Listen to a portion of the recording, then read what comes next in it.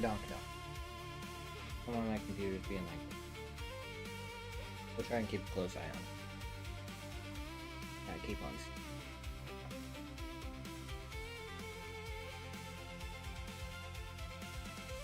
We're only a couple of seconds behind now. Or 4 seconds behind. I think that's fine. We'll just pay attention.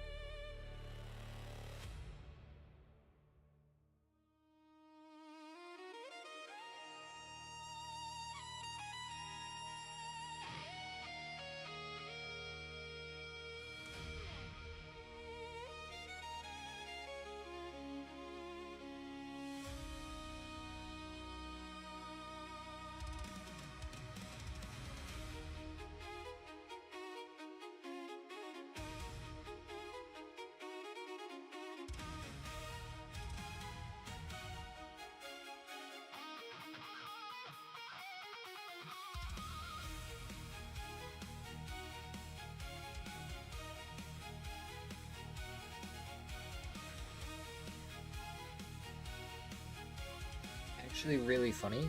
The resolution is better on my stream than it is on the actual clean feed for me. And I just find that really entertaining.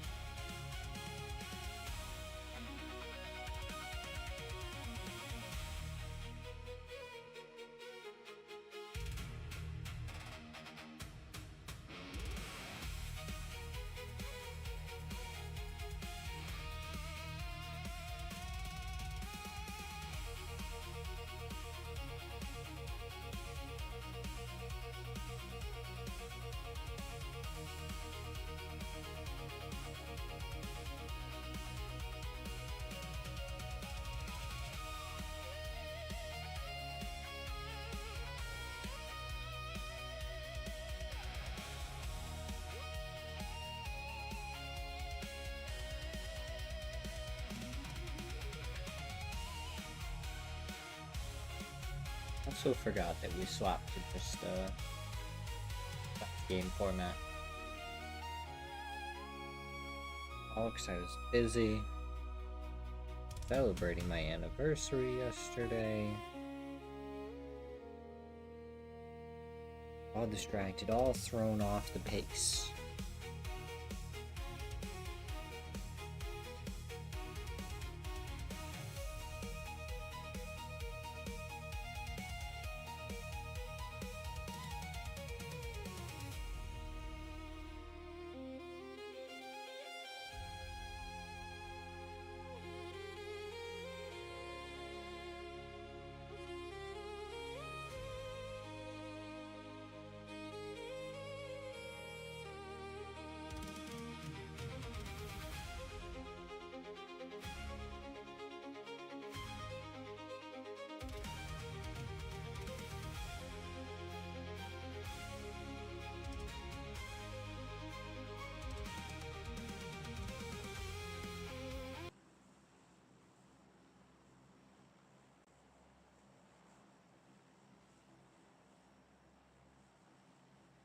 We gotta make sure that we got the right volume. I don't know if they have... I think we were settling right around here for the volume. Looks pretty good right now. I mean, it's pretty quiet because of the plane, but I think when it comes to actual shooting and everything, it'll actually turn out to be a pretty good volume. We'll wait and see.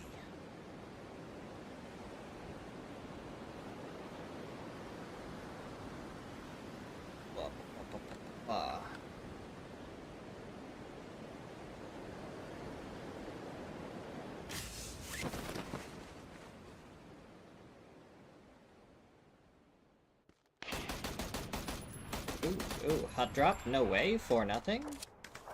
Very much a way that this hot drop ends up going in an interesting direction.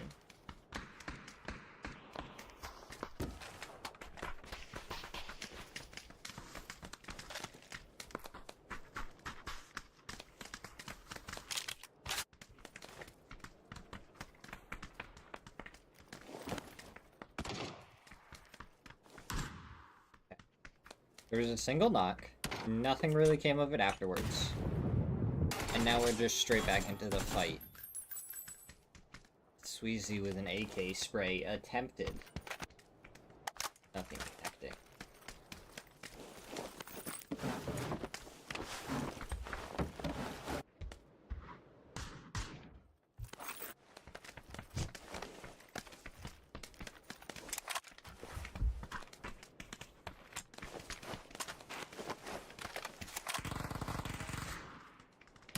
Oh, knock comes out, but it goes down immediately to Gladiator, who actually ends up picking up a second.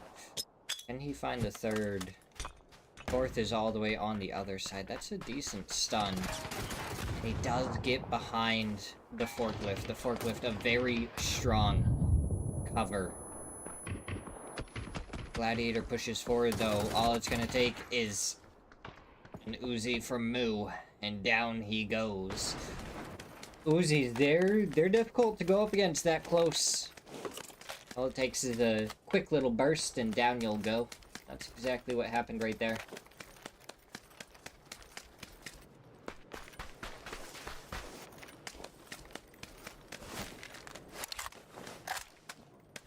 Dun, dun, dun, dun, dun, dun, dun.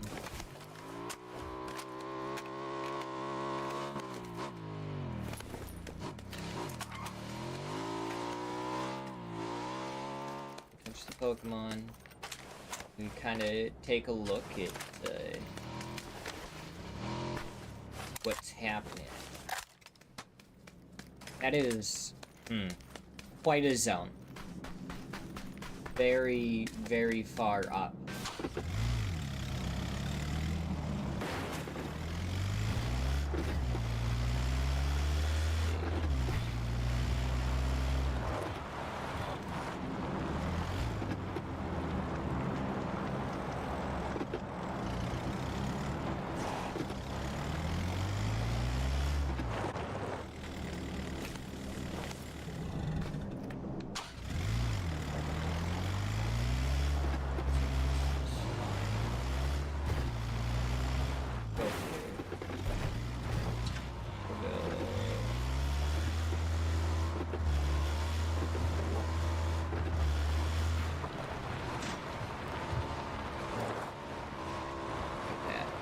Okay. Now we sit back and relax as we wait. So Colombia, not the best showing for them so far. After day one, they only had 6 points. Knox had 10. Keep Out had 15, and Tayson at 17.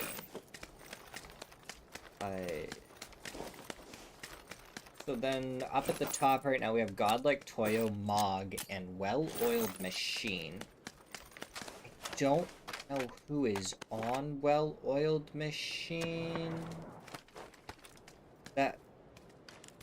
Or Earth Dreams. I don't know. I'm sure we'll get a chance to look at Well-Oiled Machine at some point.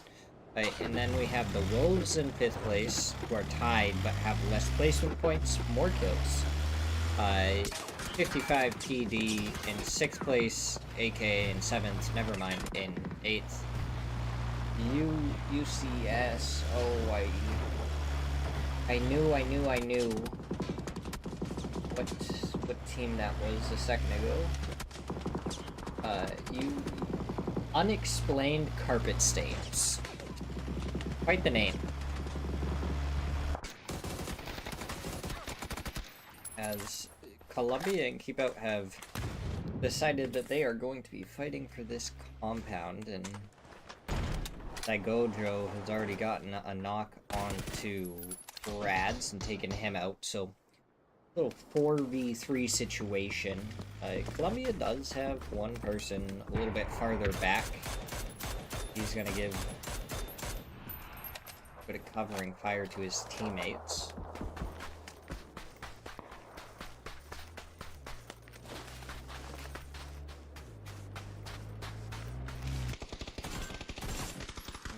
Good couple of shots there. Ron knows that there's a player in here, bounces the nade, brings him down to about half. He's opening up all the different doorways, confusing the heck out of Wills right there, who ended up very, very lost and gotta get around the corner. And just going for the pre-fire. Isn't able to get the kill, but gets him down low. Daigojo, very, very interested. Trying to chase him down. Sand Hero over here throwing a nade on the other side. So it's a little bit of a util battle with Perukistan getting the better of it onto Faraz. So now it's only one player left for Keep Out. He does have a FAMAS and Iron Sight FAMAS. He takes down 2. Perukistan ends up knocking himself with a nade. So, I mean, this turned into a 1v1 all of a sudden for 9. That nade ends up just flushing his own teammate as well. Colombia are the biggest losers of this battle, potentially. Sand Hero does hold on to it just a little bit. Keep Out did end up losing 2, or Colombia lost 2 players in that, and that's just, I don't even know. Darku.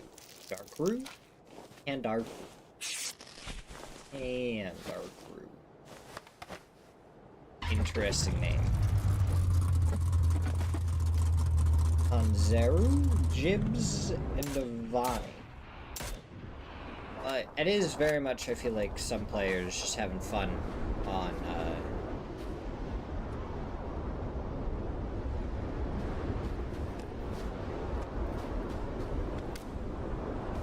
the esports servers with their name. That's what it is. And not with it today. Don't do well in the summertime. The heat gets to me quickly. Maybe one day I'll be used to it. So, Nevermind have decided to go down into the Crater Fields Phase 1. It's extremely difficult to try and keep your tires going down here. There's just so many different angles into the warehouses. I'm sure these players have done some extensive research on exactly where to put their vehicles to make sure that they don't have pop tires. At the same time, it's like, wow. How did you even think to put it in that spot in the first place? God, like, VTK, Tony, LFD1, and Fauna? I mean, this person's stuck, but he can just hop into the vehicle, right? Huh. That player may have been stuck, but I feel like it's a really easy solution. He should be able to reach the vehicle, I would think. Like, that looked like it was a spot where he could just, like, hop into the vehicle, move it a little bit, and then get out of there. Hello, my co-casting kitty. How are you doing? Yes.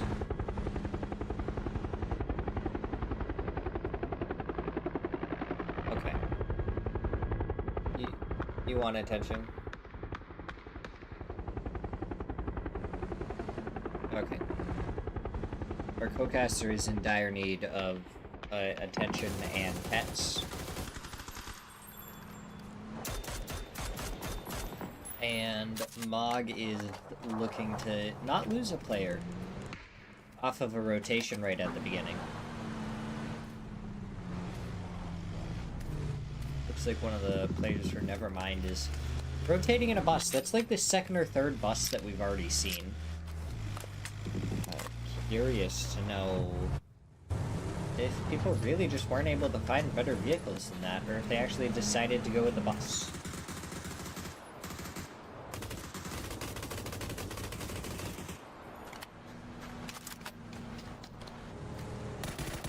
Don't think you can lean much more into my hand than you are, kitty.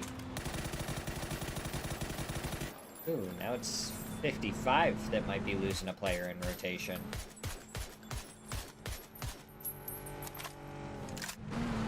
Is Toyo gonna chase that? Looks like Solds wanted to. Fakeson is rolling up right above them. Can he get out in time to take a couple of shots? Yes. I mean, they did good damage to both players right there. One of them was only a bullet or two away.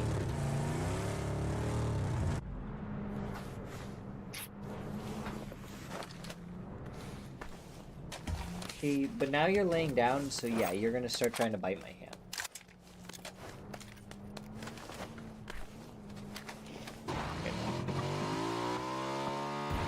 Colombia still with their 4 kills and 2 players. Is Kyrgyzstan gonna be going for the res over here? I feel like this is a long time to wait to try and get the res, and it's really bad timing.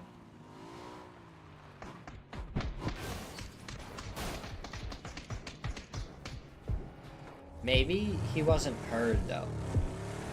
You know, I don't know if Toyo knows about him. He may just barely get away with this time. Do not start rezzing yet. No, do not start rezzing. Oh. Okay, maybe. I think they're far enough away. I think it's doable now.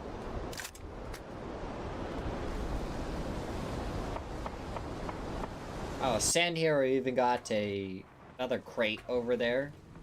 Because of the other team that they killed, they ended up with a FAMAS. So they might be able to double up on crate weapons.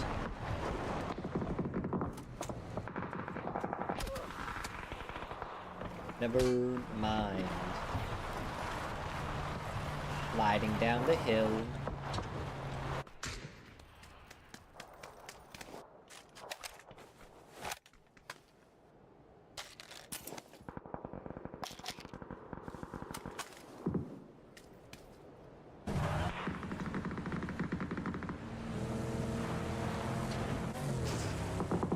Still missed it when Nibs was on Team Quesito. I mean, come on. Team Quesito, Nibs. Got a Nibs on that cheese. Panadero. What a 180 from him right there. He's got his danger sense on max. He's fully ready for that player to be over there. But his vehicle is going to be looking worse for wear. I think they're just going to have to try and crash something in order for his vehicle to not get fully blown up. Going to be right into the dip over here. The other player is dropping down. Fauna getting the opening knock onto Zrais.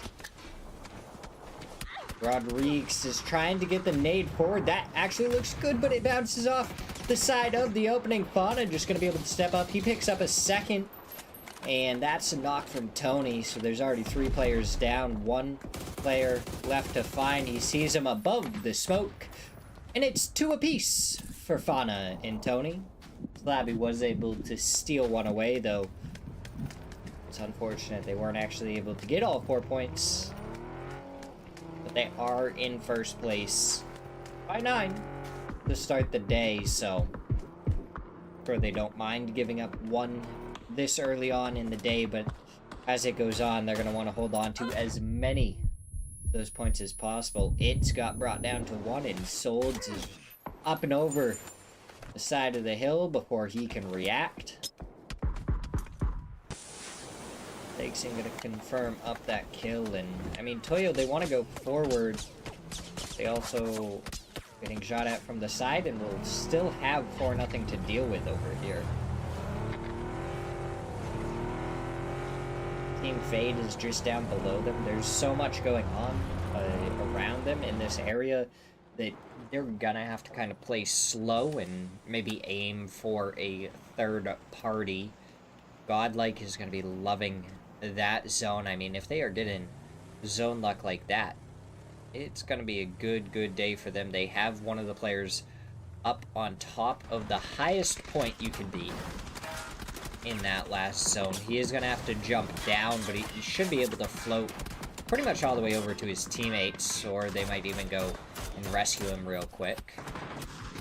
It's like 55. We're just trying to get more towards the center of zone. One of their players went down immediately in rotation. The other 3 at least made it to the center. So now it's going to be how well can they hold in defenses. Fakeson got flipped. Just have a teammate to come pick him up, though, so they're going to continue their rotation. It looks like they want to be right below Godlike, which is going to put them also below 55 PD. Their objective is to not lose anyone else in this rotation. They are trying to go for it. VTK from the side, doing a little bit of damage, and now the doorway already being opened up. But what a shot from the M249 onto Tony. I mean, that's an opening frag right there for Toyo to try and explore more into this compound. A couple of smokes go down, and they might even be able to push up above. That's Emmy going down to VTK, and that might stop any thoughts of that. VTK with that off angle is really going to put a hurt into them, so well-oiled machine. This is the team I wanted to see earlier. It looks like 4 Earth, Red Rider, Dreams, and 13 Miksu?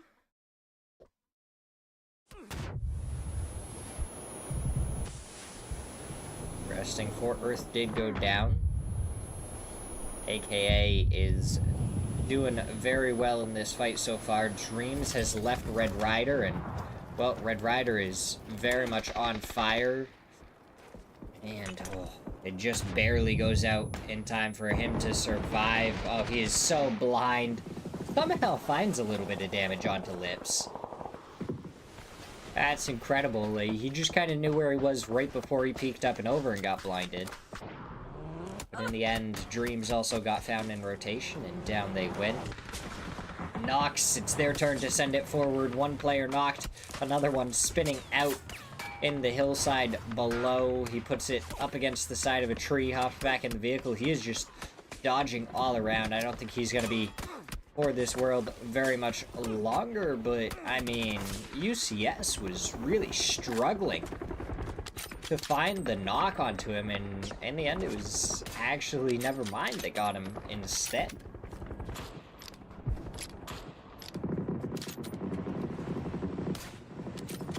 Oh, I want to see it. I want to see a nasty headshot from Linguina.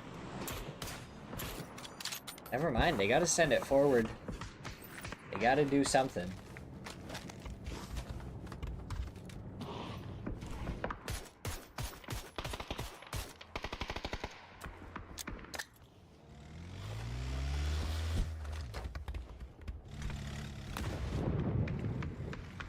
Nades going forward to keep Nevermind off of their position. I mean, Nox are sitting in a shack with 2 players.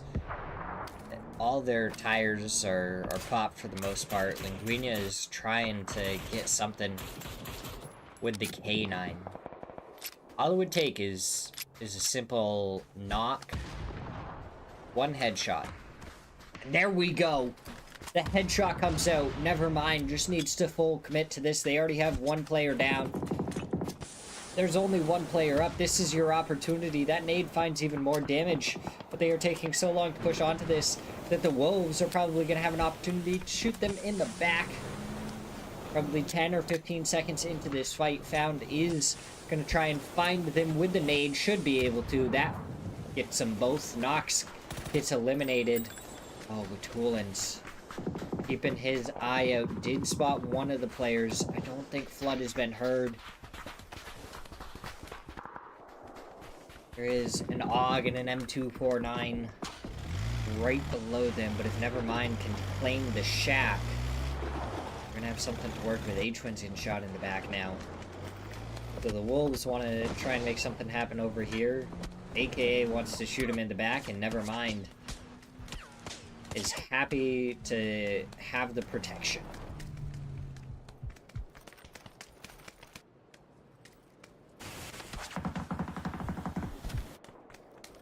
H-Twins digging a hole. You got the Wolves kind of backing off. Flood double headshot. Nevermind on the backside. Can he do it again? No. Doesn't find the quick double heady like he did on the first player. They are going to be rotating through this compound. That's going to give them some hefty hard cover. Snakers is much farther ahead of the rest of the team. He's kind of right in the center on the rocks. Sandwiched in there. Doesn't really have too much he can work with. The Wolves do end up getting mortared. Is Nevermind spread out along this hillside. So it's going to be UCS. Those unexplained carpet stains. 55 is the one that's doing all the heavy lifting right now, though. No Quicks Bach Monster. And I can't quite tell what the other name is because it's grayed out.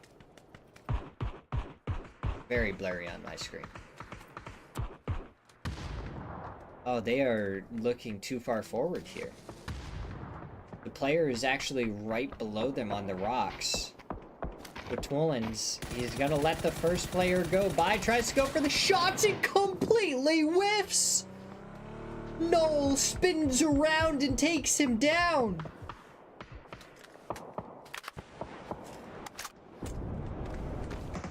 Oh my god, he was aiming at his arm and his chest. All you gotta do is go for the head right there. 2 taps and he would have been down. The fumble of the match right there. Nevermind, would have been into the placement points if they could have outlived any other team. If they could have got a couple more kills, it would have been great for them. They're sitting in 7th place. They're just barely outside contention for the top right now.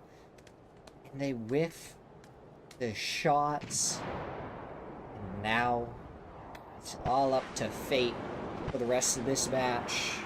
And how far they might be pushed out of contention. How well those top teams might be able to do The Wolves, it looks like they actually want to come right over here to the carpet stains. Their vehicle about to blow up. Noel gonna throw a little bit of util up and over the top. Bach Monster finds a knock onto H1 while Karak finds Flood. 55 dove into the center early. They have been doing good work from their sense. Plenty of kills onto Nevermind. They were doing damage onto Toyo, and now they've done plenty to the Wolves. Bach Monster's got to stay just a little bit ahead of the blue zone. Make sure he doesn't get knocked to it, and Vox ends up going down to Gabru. The Wolves go out in 8th. Still have 7 teams up. So many in the compound. You have Toyo down below. Godlike has the God compound. The God part of the compound. And then you have Columbia inside the warehouse with Team Fate and kind of the second God part of the compound. But Godlike gotta be much closer to the center. Oh, Toyo. Feeding on Quick's Knowles, and they even got one player on Columbia. Might be able to get the flushes. Oh. Perukistan is actually the one that gets the kill onto Quick, steals that away. UCS is just gonna try and get the res before they move forward. And for Columbia and Fate, it might be better to just fight for kill points here, because they're going to be funneled right into Godlike or AKA. There's not going to be very many options for them. 55 would be able to shoot them from the hillside. It's just looking like a very, very difficult situation for them. How are they going to play it out? Those are the teams I'm most interested in. Toyo, UCS. I feel like it's going to be pretty quick and easy. And Columbia are the aggressors. They knew that the fight was going to be their better option for more points in this one. Palix trying to look around the side. Timfy gets the opening knock onto Daigojo.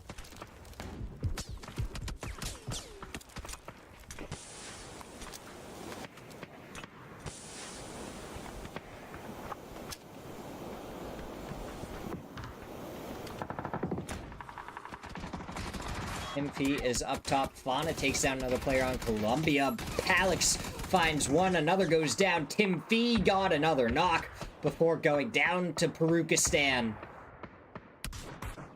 Famas doing some good work there from San Hero. But now Columbia, with only one player left, should be pretty easily swept up here by one of the teams. 55 take care of Noel. The carpet stains go down. 55 was a little distracted, so they weren't able to deal with Toyo pushing forward onto Godlike. Now they can turn their full attention. They took down both Emmy and Fakes and ended up getting a knock onto AKA as well.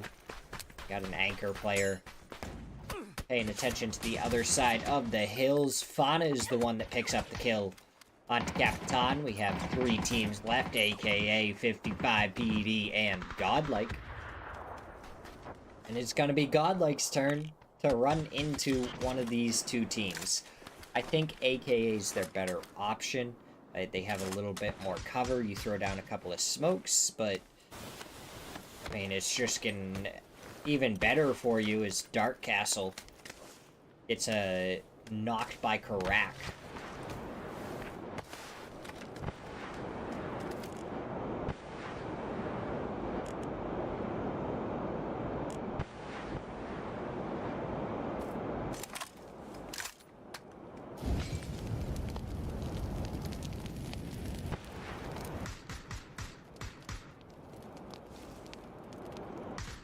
Okay, so Godlike, they did get a couple of smokes down. They just need to get around this corner.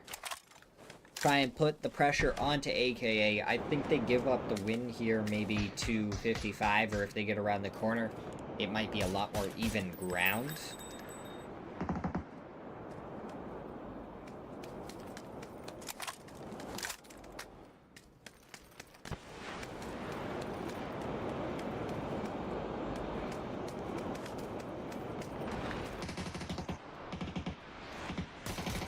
Oh, wow. Karak all the way up here is just going to be able to farm. He sees the members of AKA down below, ends up getting the re-knock onto Dark Castle. Goes for more as he spots out Lips. Now there's only one player left on AKA. Godlike is going to be coming around the side of the hill here in a second, though, and Crack might be able to get an angle. There we go. Now he does spot him out. That's good opening damage. Brings one of the players down to half, but out of bullets on the spray. It's going to have to go for a reload before anything else, as this is an interesting decision by Slabby. He has a DBS, but he's climbing up the hill. I feel like it'd be better to be down below, and from the side, Danchin gets the first knock onto Godlike. So can he take his team to a second place as he goes for more, gets the knock onto Fauna. VTK goes down, and I mean, Danchin did enough. How did that DBS do so much damage from up above?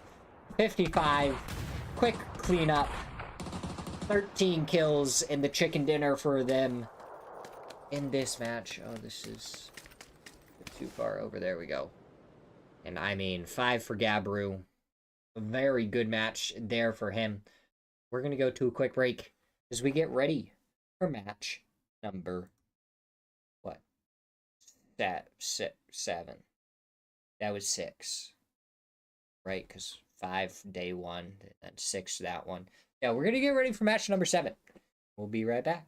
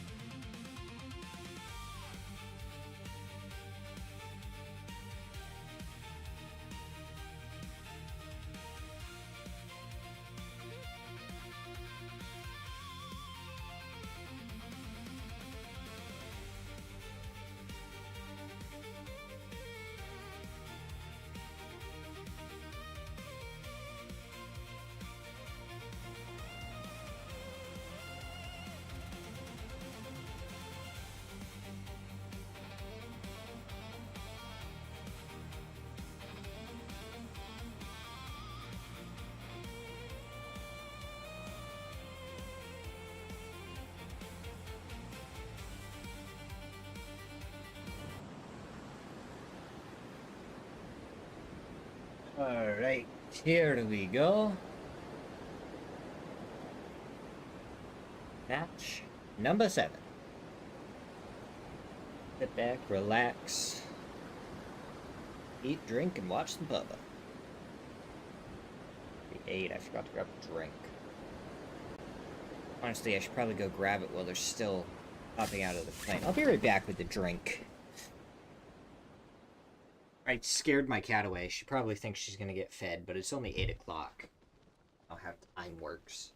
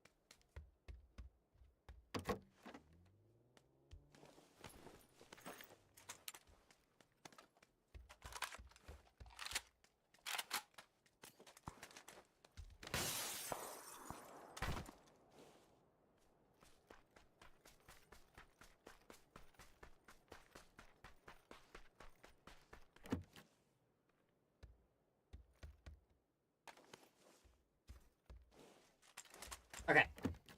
Got water.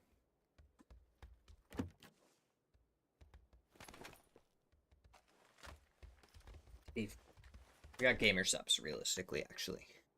Gonna get a gamer subs cup here at some point, too.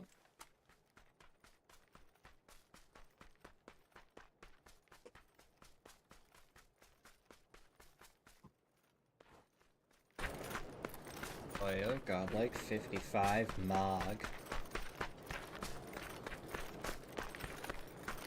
Oh. Okay.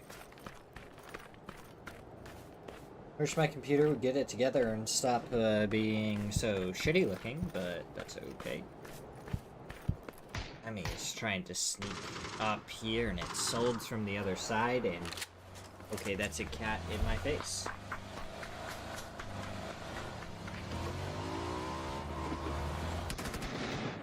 Alright. You're going back over here. Okay. Am I supposed to continue giving you attention? Oh, what an interesting zone.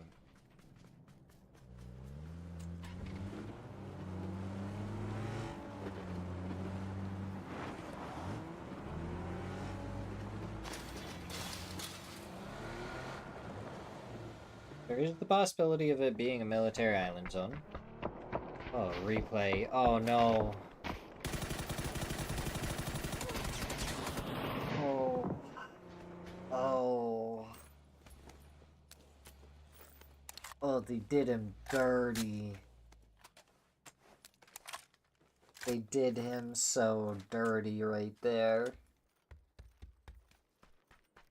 Because that wasn't even like a null highlight flipping around and really nailing the shots. That was such a whiff for Watulans.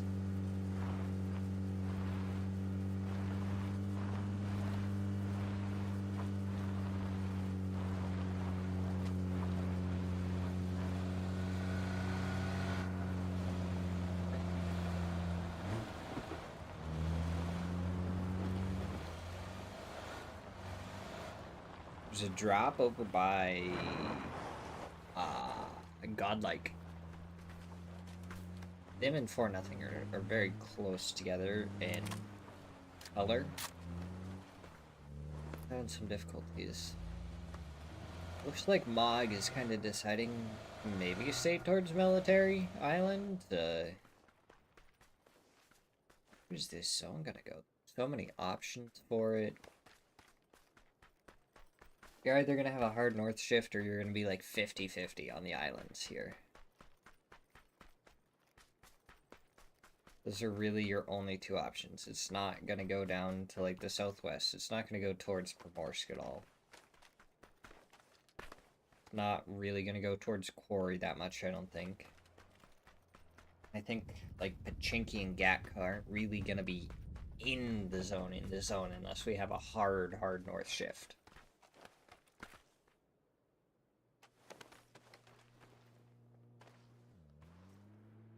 Put a res on a player already? Ooh, Flood on the side of the hill getting shot by Tayson.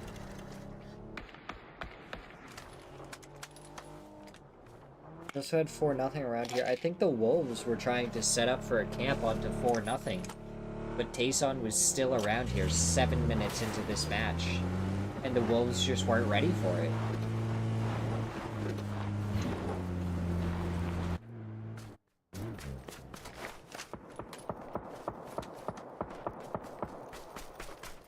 I mean, they almost got caught out.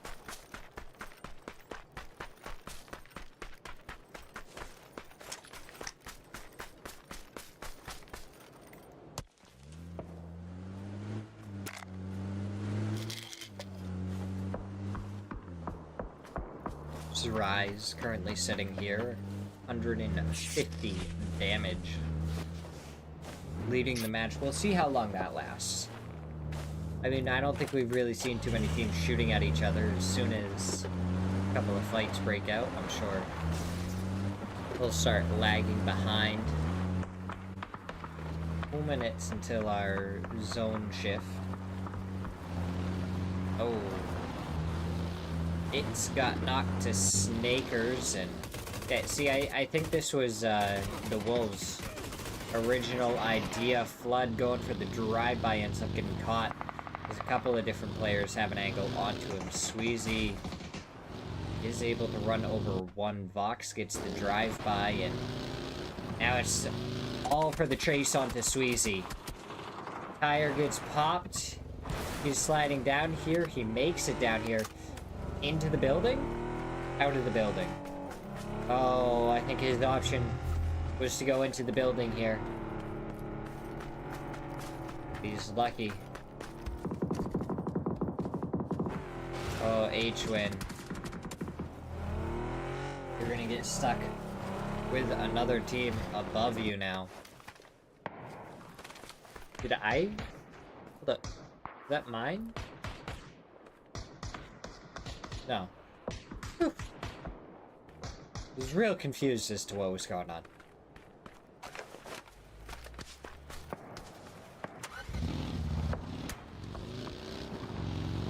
Glad it wasn't mine. H-Win, it looks like he was actually able to get out of there.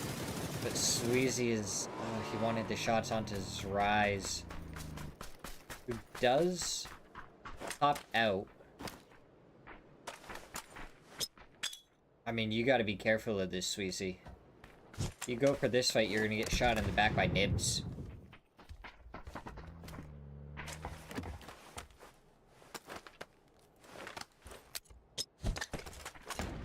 Guns go both ways.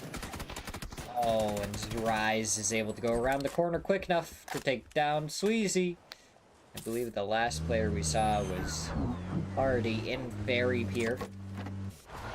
There's going to be no res coming out onto that. Quicks end up going down to Palix.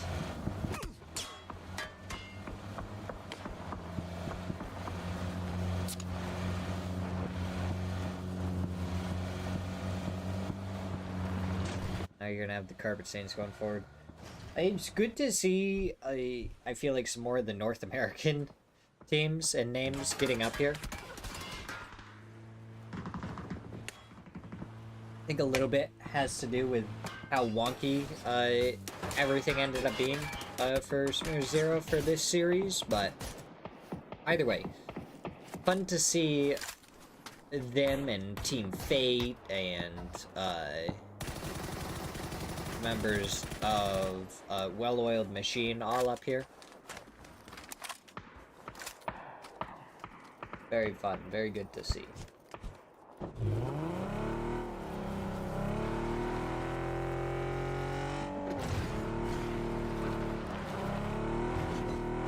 H-Win, how close are you gonna get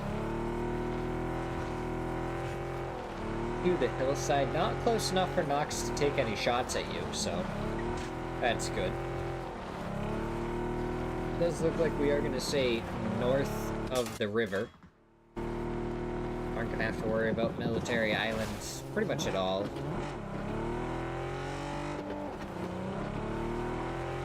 Didn't get like a super crazy hard northern shift, but did go a little bit north. And Flood is already coming back in. He got rezzed. The Wolves have made it down to this compound, a spot where maybe he'll be able to get a little bit of loot.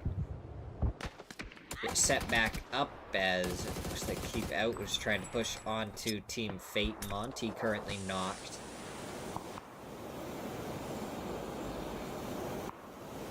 Alex takes down Faraz. Interesting push, because it looks like the rest of Keep Out wasn't even really around. They were just sitting back further. I don't know if, like, he thought maybe Monty was alone. There might only be one other player that he had to fight. But that was a very committed push for when we jumped over there, what seemed like a little bit too little information.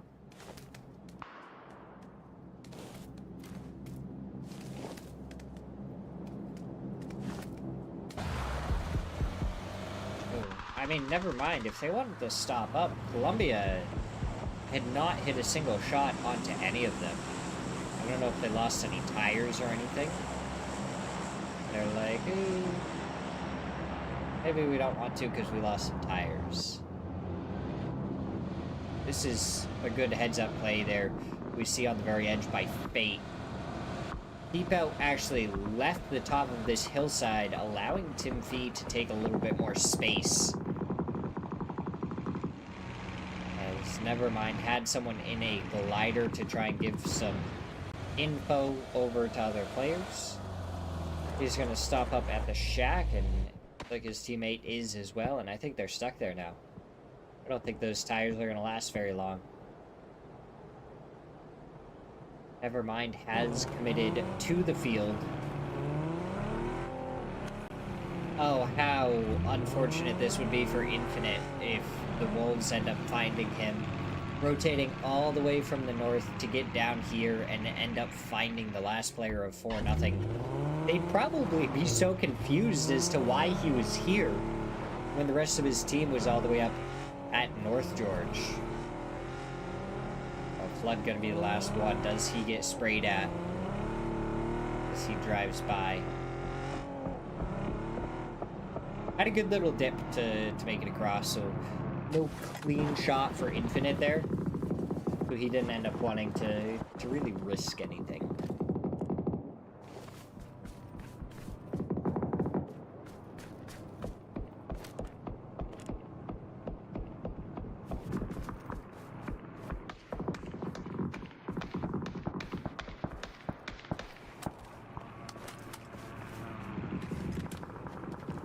H-Win, you have a singular bullet before you have to reload. Yeah.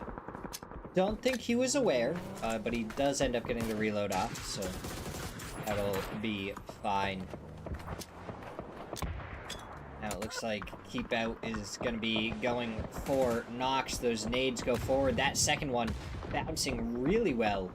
Able to actually get the kill steal onto Han Zero.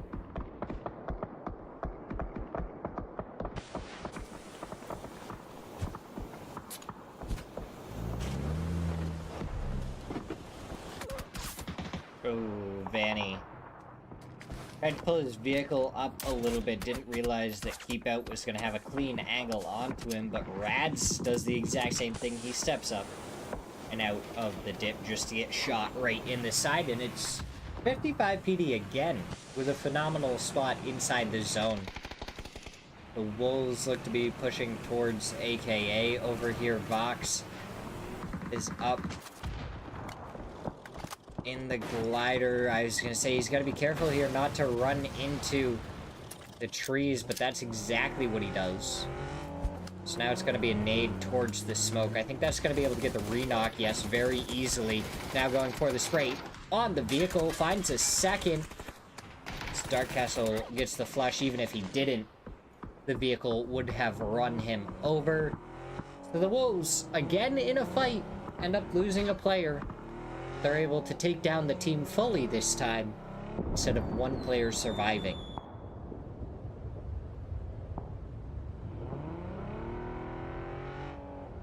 Where's Snakers? Did Snakers also get taken down earlier on in that fight?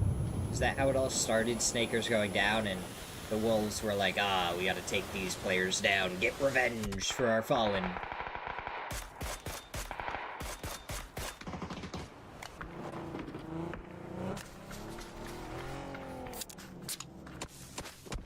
Columbia. 19 points. You're in a position where you can kind of try and push to get out of the relegation zone. Not that it really matters too much, because we'll be starting Series 11, I imagine, right after this. So it'll be a redo of checking everyone's stats over this last tournament. It'll be worrying about how people did weeks 1 through 4. Redefining where people are, what tiers, and having a good old time.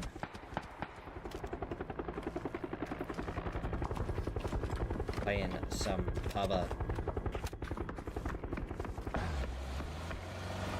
No way. They've made it back up into Division 1, but it looks like with a little bit of a different team. Oracle almost runs a player over. Gobdo does get the drive-by. Lopes ends up going down, though. Oracle to follow. One player left. Up, down he goes. And Mog are able to take down No Way, who go down early, and 22 points is what they're sitting at right now. Not comfortable at all. It's interesting to see that team have 2 new players on it. They were kind of at a spot where I was thinking that if they stuck together, they may be actual contenders, maybe going into next year. You keep up the teamwork, you get comfortable with each other, and I feel like there was a real opportunity for that team to kind of elevate their status into potentially even signing with a team. But now we have Team Fate losing 3 players up against Columbia. They've also gotten 3 knocks. Daigojo ends up going down, but it's the Wolves that are hungry. They smell the blood of battle. But these players are ready. Tater takes down H-Win. It's going to be Flood up against 2. Columbia might be able to get some reses and get involved in this one. Flood is going to be on the defensive, trying to go for the res, but it's Tater now. He just has to try and push forward. Flood is going to spot that out easily to take him down. Team Fate end up surrounded and destroyed.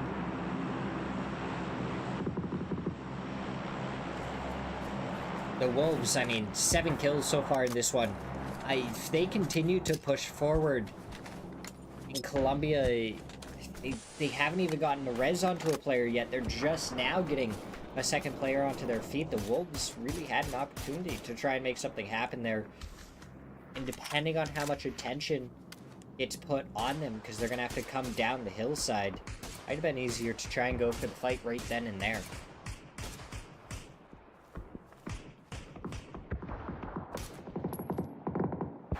Capitan takes down Vanny. Koyo try and secure their foothold in this next zone. Already got 2 players in 55 PD, what are you gonna do? Questionable. You have a BRDM and you're sending a player forward in a motorcycle in a very open zone with 29 players still left alive. Oh, that is Dreams getting a knock with the mortar onto Fakeson. Are they gonna find anything else? I hear more mortars coming forward. Flush is trying to come out. Blue Zone's trying to come out. Miksu does confirm the flush. Just wing that over farther to the left towards the edge of the zone, and you might be able to take down Nox. 7 Ron goes down. These Molotovs go forward. Do they actually get inside? Doesn't look like it, so that player is going to stay alive for Columbia. Nox spread out a little bit more. They're in a spot where they can't just get naded now, which is good, and the well-oiled machines are now getting a knock onto 55 as well, who lost a player at some point, so they were already down to a 3-man. That knock could bring them down to a 2 if it gets confirmed. Now it's, what is Toyo gonna do here? It looks like they're very, very focused on taking down that last player for Columbia. The fact that we have 27 players alive and there's still 11 teams up, I feel like shows we have quite a few tattered teams. Theoretically, if every team still had 4, we'd be at 44 players right now. We're almost half of that. We're close to a duo lobby, honestly.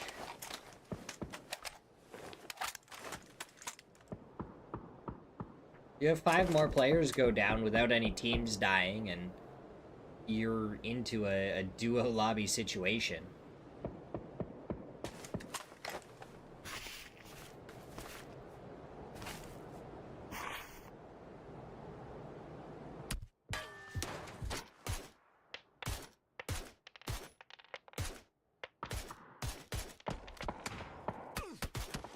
Zaya wants those shots onto Toyo. He's getting a little bit low on ammo. Dreams has exactly 1 spare clip for the AUG. It looks like 55 going to be pushing their way forward. This dip working out for Red Rider, but he still gets taken out by RN0. 1 player left in this dip for well-oiled machine. Down they go, so now there's 2 players up on each grouping. RN0 confirming the flushes. That's a D4 getting placed. Oh, Slabby runs right over for Earth, who is just laid down. Miksu, he's more focused on RN0, trying to find the shots onto him. Hopefully doesn't get shot in the back by Slabby, but we'll see how that plays out in a second. Fort Earth does get confirmed now. Well-oiled machine. If they could have got 1 more kill onto 55, it would have been good for them. Aid goes forward, finds a good chunk of damage, but nothing else. That follow-up, oh my god, brings him down to 9. Miksu somehow surviving the spray going through, the BRDM trying to find him. I mean, Miksu is doing very well at surviving as a solo right now. He's avoiding the BRDM, he's popping plenty of smokes, making it almost impossible for them to fully keep track.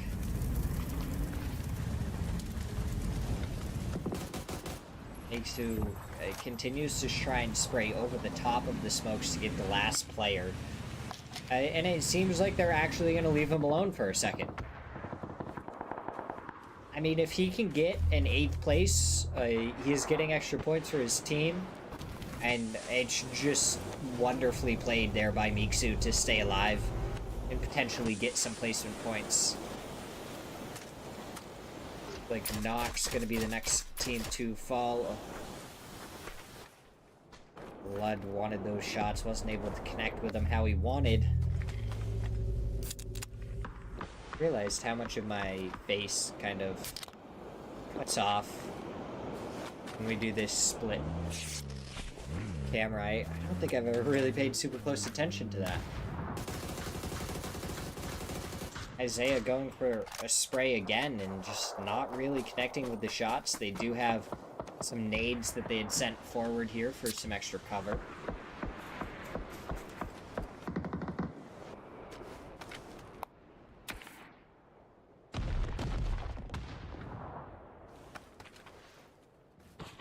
Carpet stains, what can you do? Taking your shots over towards the Wolves. You have Flood and H-Win still up over here. That's Flood getting knocked to null. H-Win gonna get the trade. Now he looked for Isaiah immediately. Rezzing, but he did a little bit of a shuffle there. That was pretty entertaining to watch. What a spray from Mixu!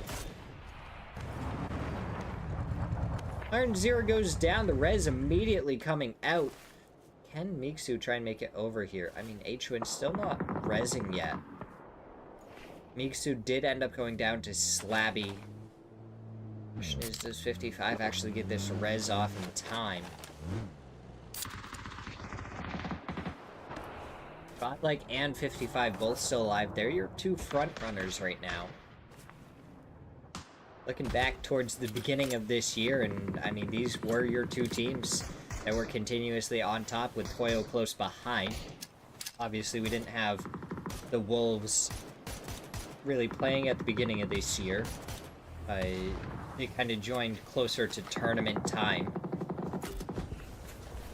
Now we haven't seen them stop playing, especially ever since they picked up H-Win.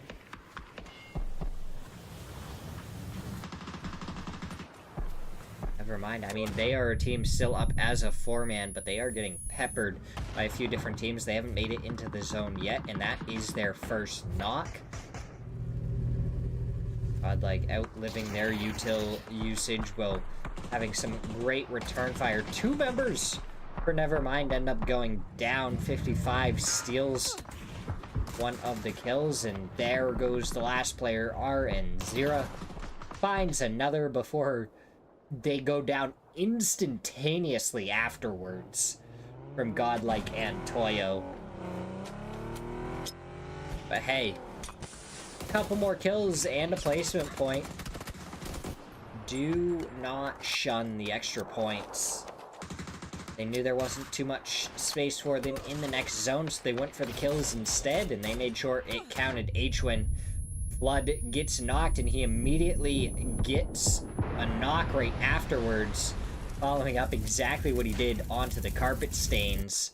Now he has a little bit of a dip to work with after his vehicle explodes.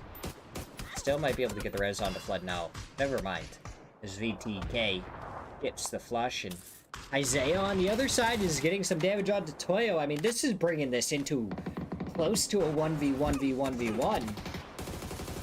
Isaiah, if he can get one more knock, all of a sudden Toyo only gonna have one player left. But Emmy is able to find the shots, should be able to get the res. Toyo is gonna have the man advantage, and 11 kills to go alongside it.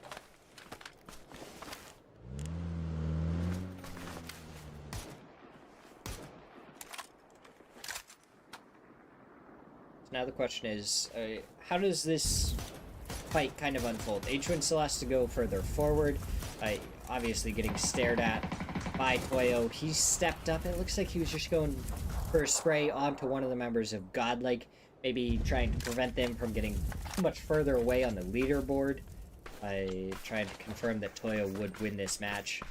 Instead, it's going to be a 2v3. It's difficult for Godlike. I think they are slightly closer to the center dot, but also going to be very difficult to, I mean, deal with the extra player that Toyo has. It all depends on where the first knock goes in this fight. If Godlike can get the first knock here, then all of a sudden they group up and it's a straight up 2v2. If they take the first knock, then Toyo is going to be in a supreme position. Looks like Toyo is already starting to take away the center spot, which may just wrap this up for Godlike. VTK is sitting here with the Dragunov, though, So all it could take is a single headshot to turn the tide of this fight. Oh, Capitan is the one that does get the opening knock, and that's onto VTK. So now it's Tony with a FAMAS, and down he goes right afterwards to Solds, and it's Toyo. 14 kills and the chicken dinner in match number 7. What a match it is for them, and now they're going to be right up there. We're going to have a 3-way fight for the top. We go to a quick break for match number 8.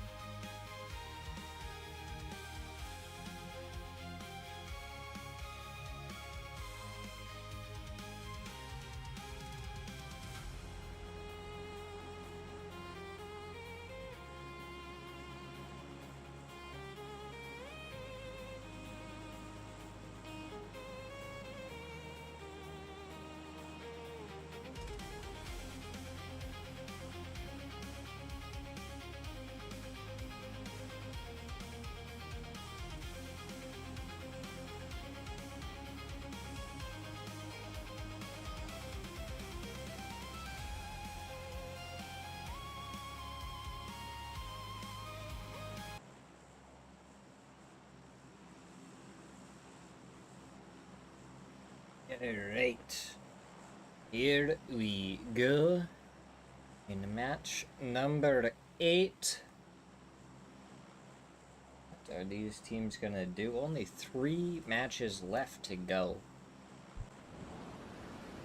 Make sure to feed my cat after this one.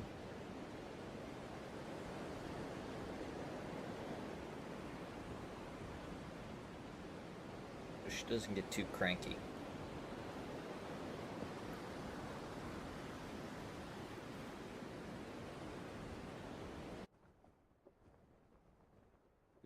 Columbia? Are they HUD dropping or are they floating over? It looks like they're floating over, so there shouldn't be any actual HUD drop here, and they should be able to get on just fine. Might get chased down a little bit. A couple of players a little bit low.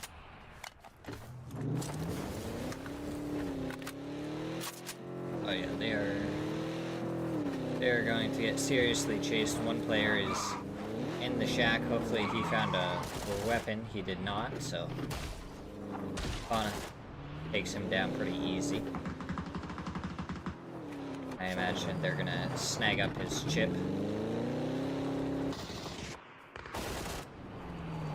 6 bullets for Fauna. How much they want to keep on chasing is kind of up to them. At this point, you would expect some of these players to actually have some gear. But they are going to commit over here. But this could actually spell a little bit of trouble. For Godlike, I don't know if they realize that there's a player over here. Fauna goes down to Sand Hero. He hears the player next to him. Funny jumps out the back, but he is getting chased down by a shotgun. He jumps through the vehicle, but still taken down. Yeah, Godlike unaware of this, and all of a sudden, Team Columbia, not only do they get 2 kills onto Godlike, they are gonna get the player's chip back that they lost earlier.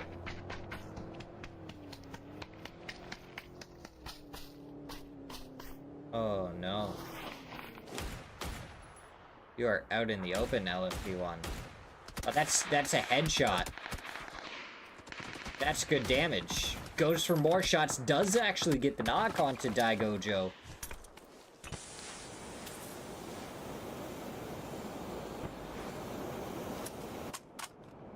So now, it's a 2v2. BTK was spotted out, and oh, that's an early headshot. You always hate to see it turn out that way, but LFP1 did the same thing on to Daigojo.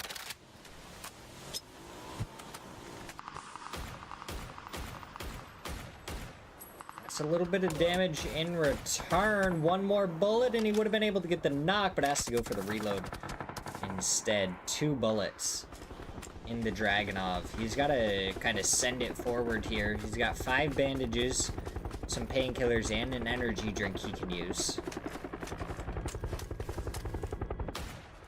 Oh, kind of needed the headshot. Only 11 bullets in the AUG.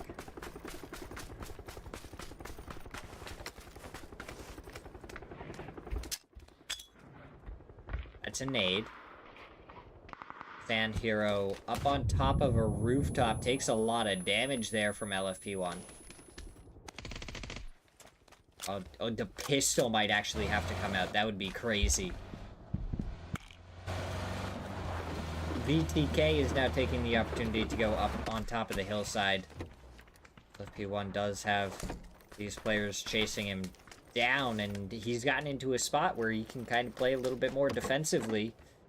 Wait for his teammate to support him. That's a VSS. Honestly, I think it might be worth picking up at this point. Drop the Dragunov. I mean, it only has 1 bullet anyways.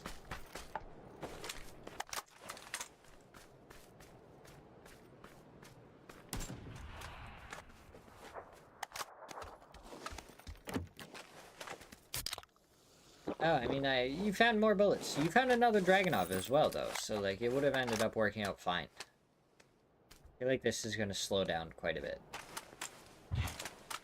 2v2, Godlike versus Columbia.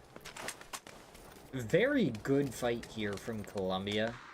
From where they are on the leaderboard, they have finally made it out of the relegation zone, and tying early here to Godlike isn't really how you want it drawn up. But Godlike is also being caught up to by the members of Toyo and 55. There's really not that much of a gap. 9 points still to 55, but there's only a 4-point gap to the members of Toyo. That is LFP1 going down, and there's one player left. 1v2. I don't know what the medlike situation is. One of them did have a first aid kit. 27 bullets. In the SCAR, plenty of bullets for the AK. Like he's repositioning a little bit. He knows with LFP1 getting flushed that these players aren't in the exact same spots they were previously. Honestly, if he was up earlier, he might have been able to get the cross that came out from one of the Columbia players. Instead, it's just going to be a 1v2 situation for him now.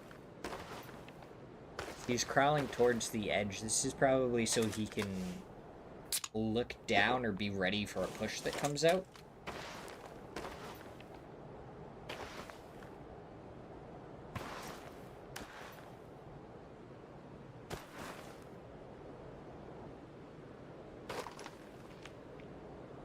Definitely sees one of the players.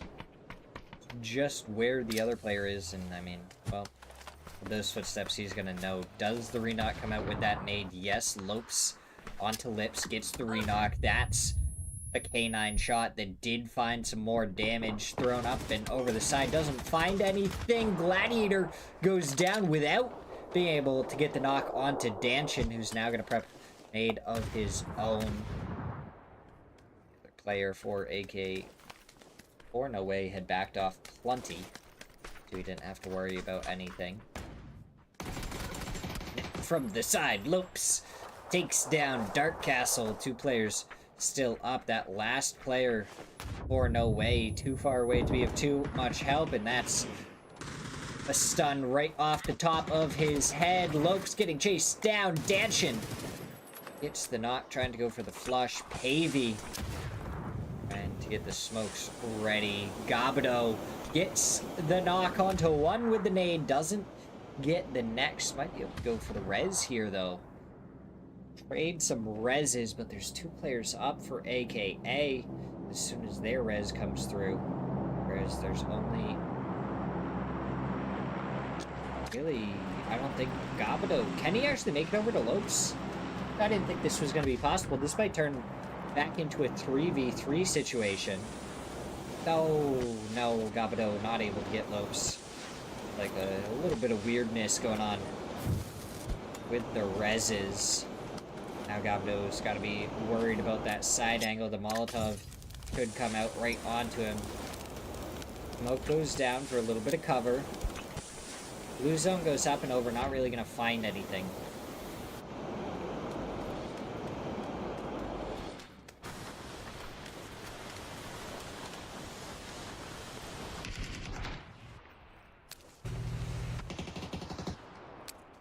Now you got a question. How do they take this? Gladiator trying to put the nade, but it splits the players. Almost like they spotted it out and didn't want to run into it. That Molotov towards the top of the hill makes him peek one side or the other. In no way this whole time hasn't really been peeking together. But also, if they have their teammates' chips, wouldn't it be worth it to just leave as... Well, that's not really the way you want to leave, because that was free shots for AKA. You gotta use the hill to your advantage and almost pull straight back.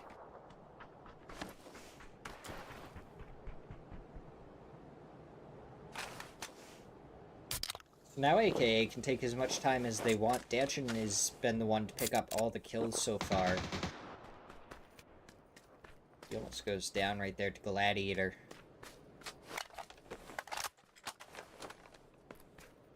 Gladiator, how patient are you gonna be? How much time are you gonna accept on this.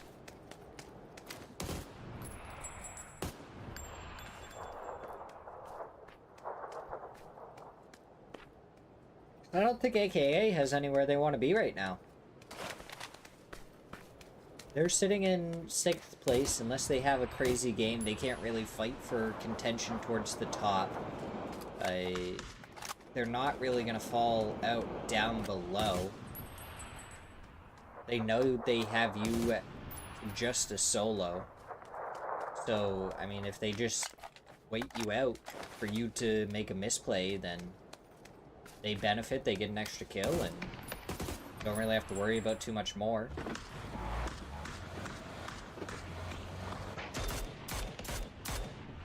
Mog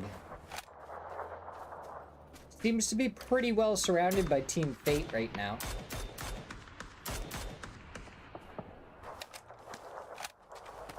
Team Fate and potentially 55 on the other side?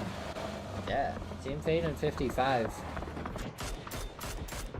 The green's ready to collide. Tater got the knock onto the first player, and then he gets knocked in return.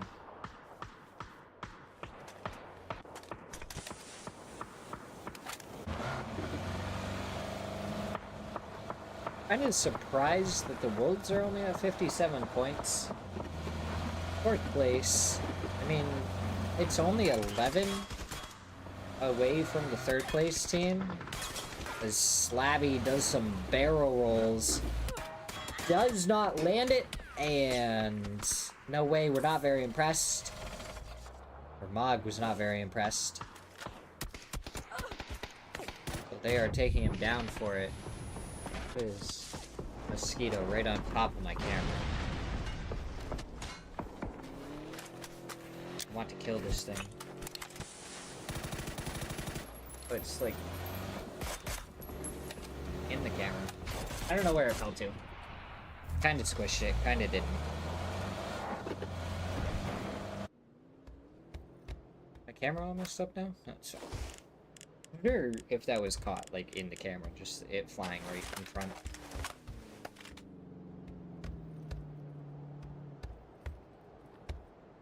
Right, zone, pop, 2, 1. Wow, that is an Eastern hard shift. Wolves have control of 50% of the zone currently. What do they want? What are they going to give up? Are they going to give anything up, or are they going to try and claim it all? Mog are down to 2 players. One of their knocked players disconnected. Maybe a rage quit. They expecting his team not to be able to survive that, or bad start to the day. It's tough to tell. Mog so far definitely seems more like a day 1 kind of team compared to a day 2.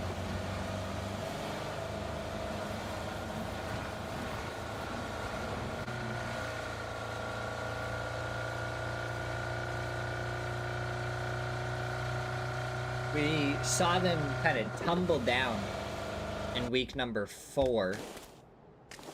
And potentially seeing the same thing happen again here. What is it with the teams that have 3 gear and crate weapons always not having a full team so far today? This is just a straight up crash. Panadero annihilating his teammate before getting taken down by Infinite.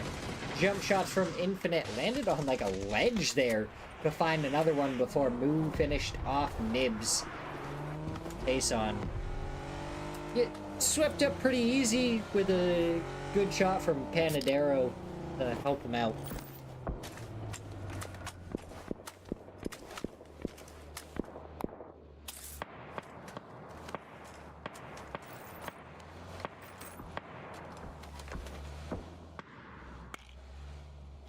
So, I mean, the Wolves, they have a 2-2 split. It is phase 3.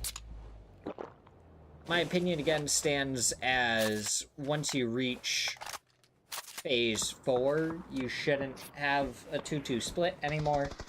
I think their risk versus return is not really worth it, but we've also seen a couple of teams really pull it off. We've seen 55 PD do it on a Miramar game before, where they decided that they wanted to do a 2-2 split very deep into it, and they ended up rocking during that game. And it was very entertaining to kind of see the risk help so much and get such a good return off of it.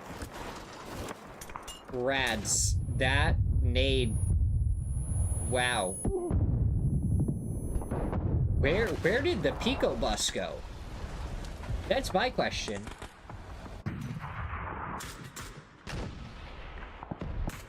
Oh, those mortars look good. The first one was a little bit short, so wasn't the second. You got to get just a little bit further, but all three, it looks like, went onto the same spot. Oh, one click further, and that team would have been wiped out. The carpet stains cleared out. Capitan. Nice little headshot there. Troll under the bridge. Really accurate as you can be as a troll under the bridge. What, does Toyo want this with the mortar? Their mortar went too far. The one from the Wolves somehow didn't get a knock there, which surprises me. But the carpet stains do go down. Faraz also has a mortar, and he took down one of the members of MOG. So there's 3 different teams that we've seen using mortars so far in this one. The Wolves, Keep Out, and Toyo. Faraz shoots one more forward before he hops in the vehicle. One right onto the shack. MOG had backed off a little bit on it, and it looks like Bam Bam had gone further ahead of his team and lost his life to fate.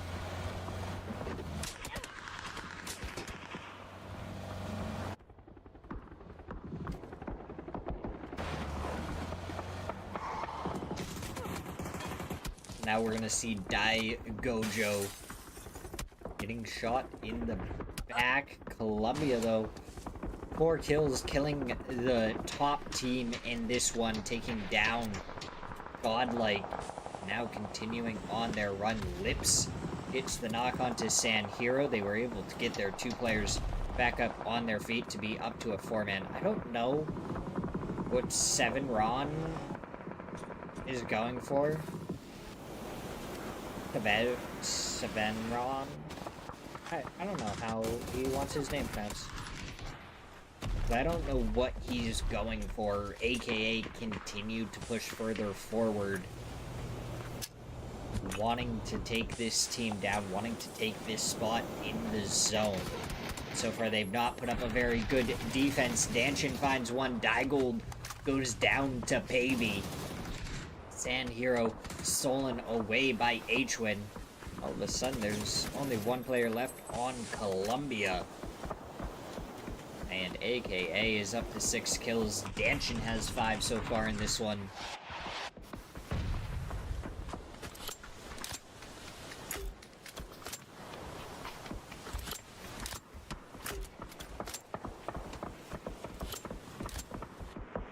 MOG continuing to fight various other teams. Oh, there we go. Columbia does go down, and it's to Flood. Copenhagen Wolves pick up another kill. And this is the risk of a 2-2 split, right? The zone shifted. They are on each end of the zone. You have Well-Oiled Machine and Team Fate in the middle of them, aka kind of in the middle up to the north, but not in the spot where they can really prevent this. Depending on where MOG, Keep Out, and Toyo go, there is going to be even more teams in between them. That's the risk. They get singled out as 2 duos, and they go down because of it. The reward is that they may be able to absolutely annihilate everyone inside this zone because they're going to be able to see everything that's going on. 55 are doing a very good job taking care of AKA currently. Oh, crack. I know you were thinking about it, but you really should have shot right there. Oh, gets the player before he can get the heal off, and now gonna go block off the peek to the left. Oh, he heard him. He knows where he is, but does he really know where he is?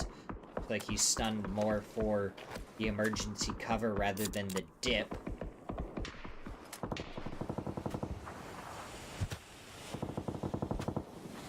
Karak and RN0 in a 2v3 against these players. RN0 is not really deep enough to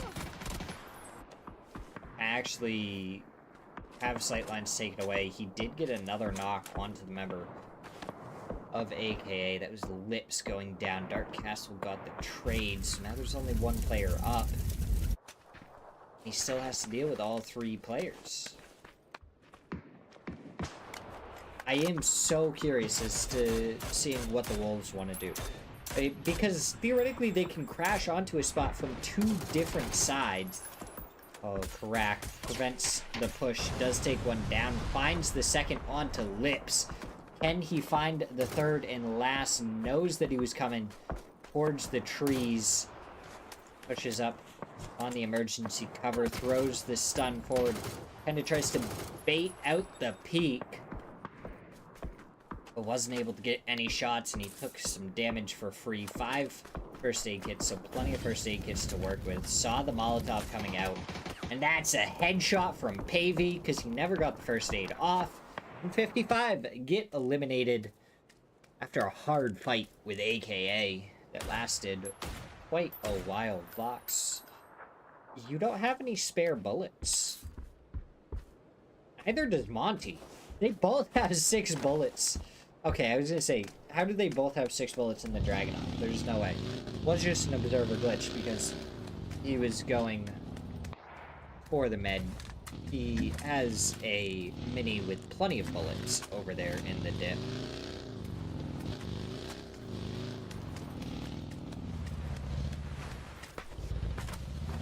I mean, for the Wolves here, you gotta commit to something, and you gotta commit to it together, right?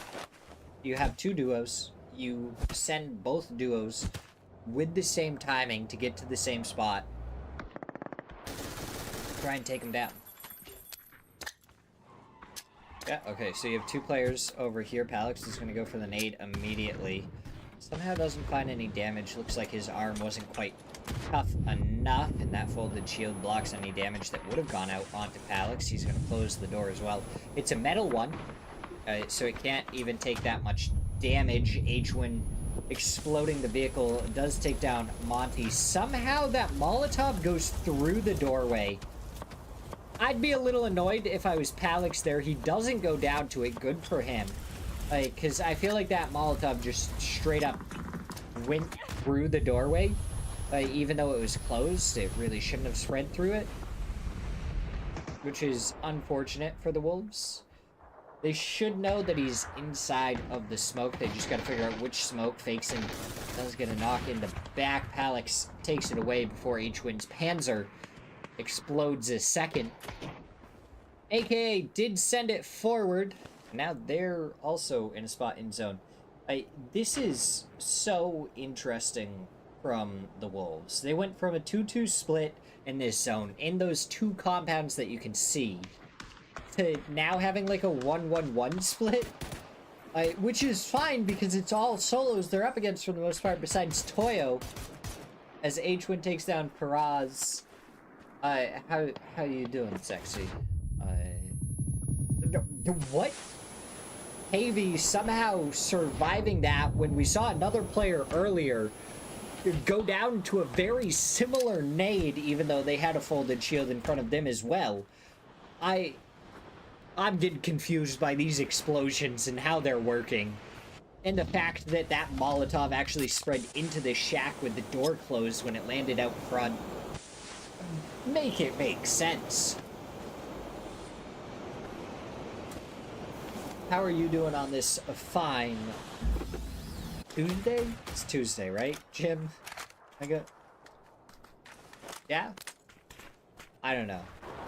There was a holiday yesterday, so I didn't work and really thrown my sense of time completely off. I'm doing good. I'm a little toasty right now.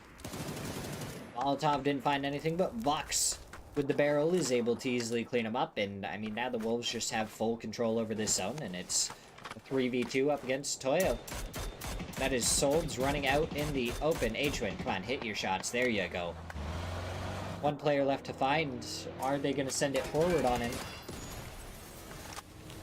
Fakes and blows the vehicle up. Is going to try and blow himself up. Vox, desperate to prevent that. Tried to get over here in time. Wasn't able to.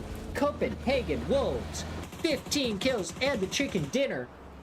And we may see a four-way race in these next couple of games for the winner of this one. We're going to have Godlike, who might actually have lost their top spot to Toyo in that one. And those two will be your top two, with the Wolves, I believe, in third after that match, and 55 PD very close behind in fourth. We're going to go to a quick break as we get ready for match number 9.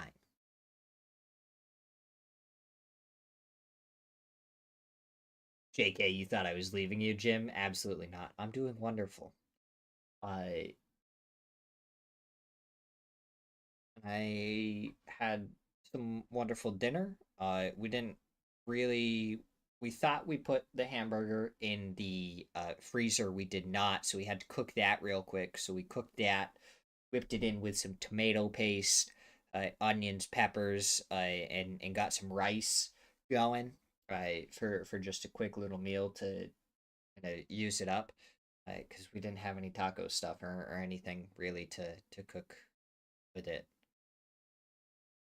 Didn't have any hamburger buns or anything to make it into hamburgers, so whoops.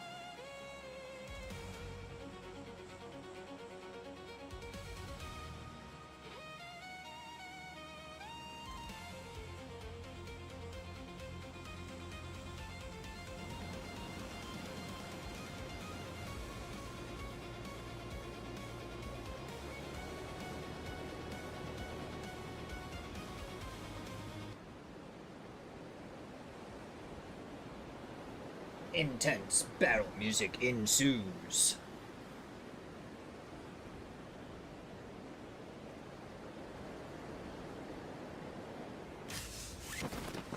We get underway. Match number 9. Muchly contested debate for who will take home first place in week number 4.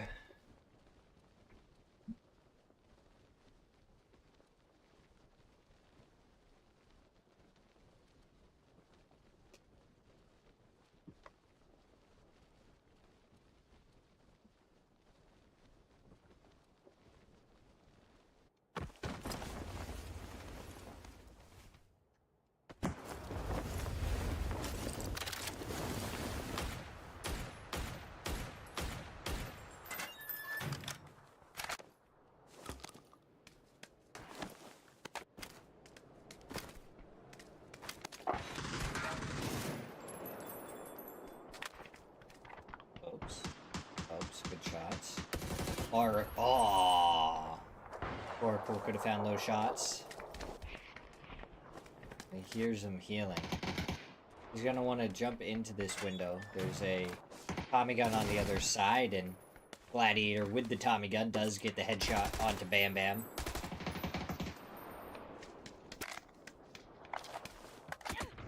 There's a trade onto Gabido.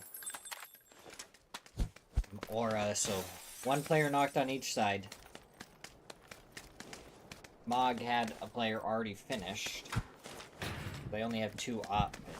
I mean, they are just continuing to not have good day number 2s. Zuko. Can you find it without getting shot? It does look like you can. I was pretty sure that No Way was going to have an angle onto you, but it turns out they do not. Panzer and a few bullets for an AUG. Oh, you found a shorty as well. Okay, Aura. Let's see if you have the Aura. Or if you are going to be eliminated. Fortunate circumstances. I kind of like this, kind of don't like this spot from Zuko. I feel like it's a position at which he can do plenty of damage. He's also quite limited in what he can see.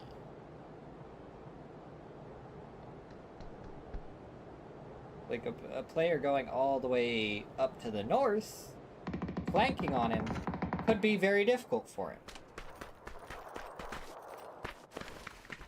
Like, you know, like, well, Gladiator knocking him.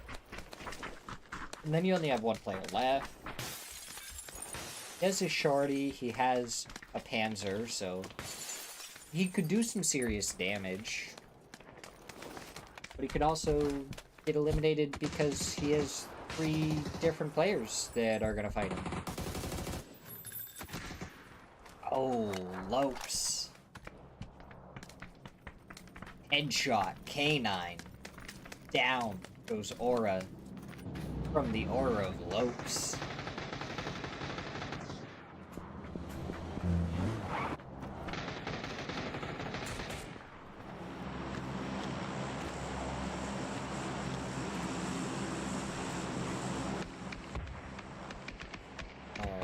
Rise taking so much damage. Infinite ends up getting the knock onto him.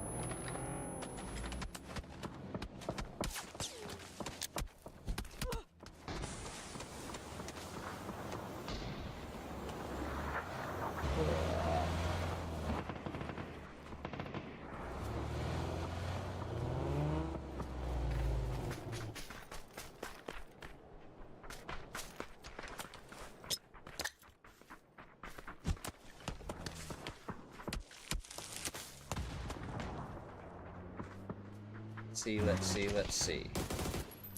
Ooh, Infinite. Peeking around. Both players were stunned, but he does end up getting the knock onto Rodriguez. Squeezy wanted to step around to get Panadero, isn't able to find him. Panzer goes out, finds absolutely nothing. We lose all of our frames, and down goes Taysom. It is getting toasty up in here.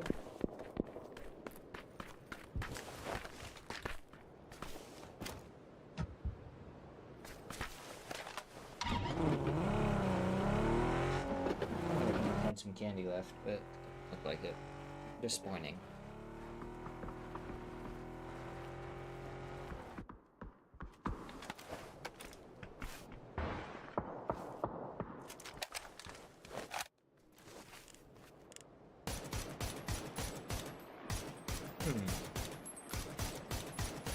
But,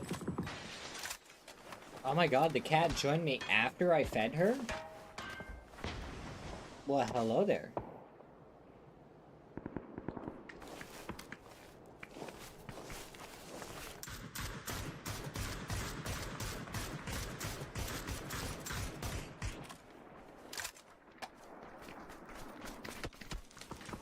Kitty, we're okay. We have a cat in our arms.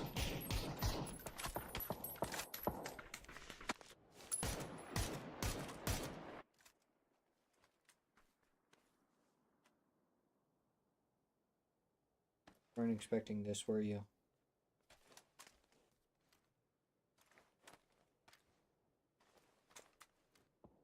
Trying to think up an escape plan. What is your one brain cell telling you to do? You don't know? Do you even know you have a brain cell?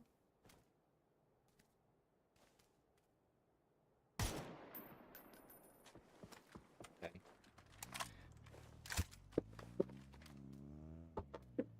I don't think you knew you had a brain cell.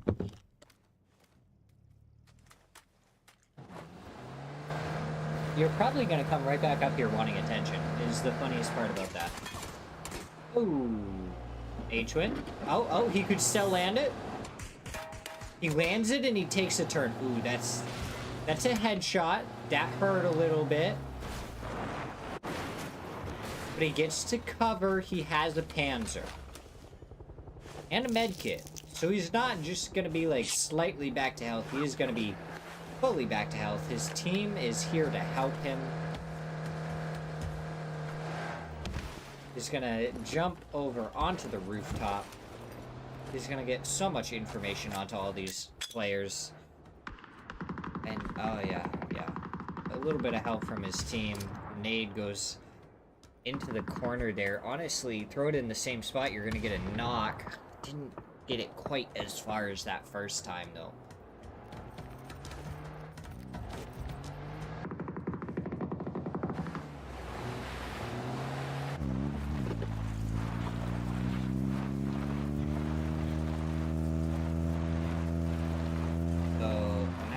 Like the rest of the wolves are kind of trying to make a decision. How do they want to take this? Do they actually want to kill this team? Do they want to continue rotating? I mean, H1 is still over here, kind of alone. That nade going out. Does it go deep enough? No, needed to be a little bit earlier, but it doesn't matter because he finds the shots anyways. With the Panzer in his hand, he doesn't really have a long range. It's going to be all on the AUG. And getting some more good sprays to finish off these other players.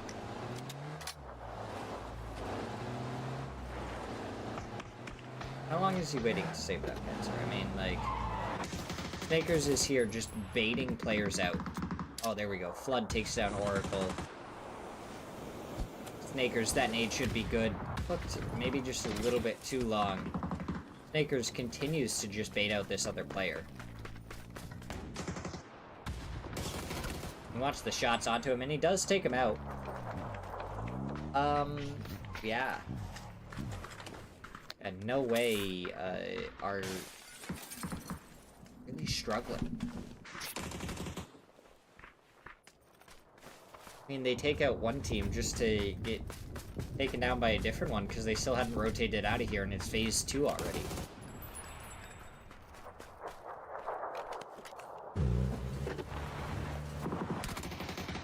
Ooh. Toyo up on top of the hill, getting caught out by Nox. last place team versus first place team, and the last place team has the first 2 knocks in the fight. Interesting storyline developing here. 4v2 for the top of the hillside, 55 PD, a potential third party. And Jibs pretty clearly sees the player over there. Doesn't hit any shots though because of the fence line, so Capitan survives a little while longer. 55 PD now getting shots into the backside. Capitan so incredibly low. Slabby gets the knock, and now knocks are getting shot in the back by the well-oiled machines.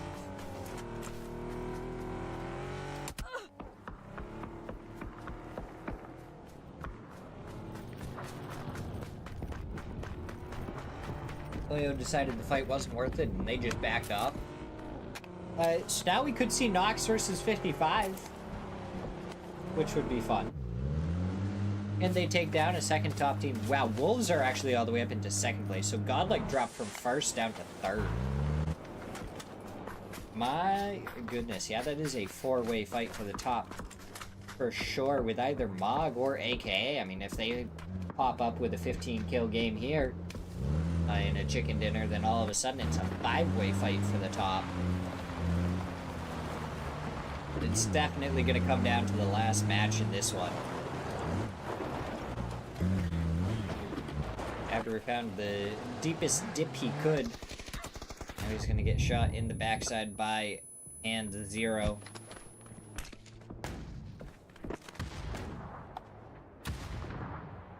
Find anything, Han Zero moving up. He's on the tree side, getting shot in the back. Gabru through the nade forward. Shots go out, and Han Zero does take him down.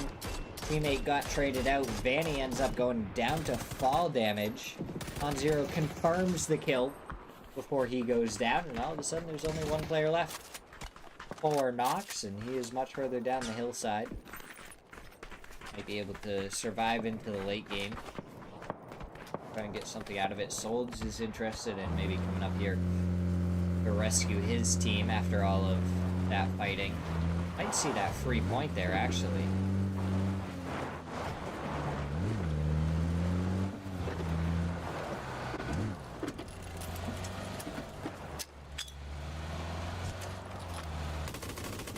Does throw the nade forward, gets the free point. Now he's going for Morris. Slabby decided to roll up right next to him. Well, he had an M249 going burr. And, I mean, 1v2 for Solds, that's doable. Oh, Vox, he wants to keep the tires up on his vehicle. That should be then popped.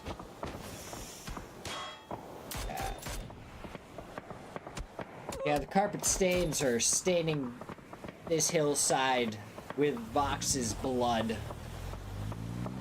Only 1 bullet, but it's actually, I mean, really the tires and the rubber that are gonna stain it and leave it there.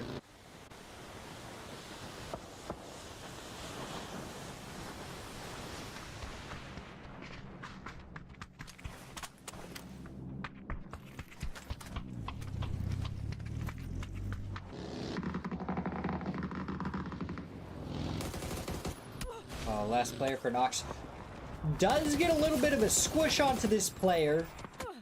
Does not end up doing enough damage while hitting them with a vehicle. Somehow. But if you move a vehicle like 1 mile per hour backwards, that'll easily get a kill onto one of your own teammates.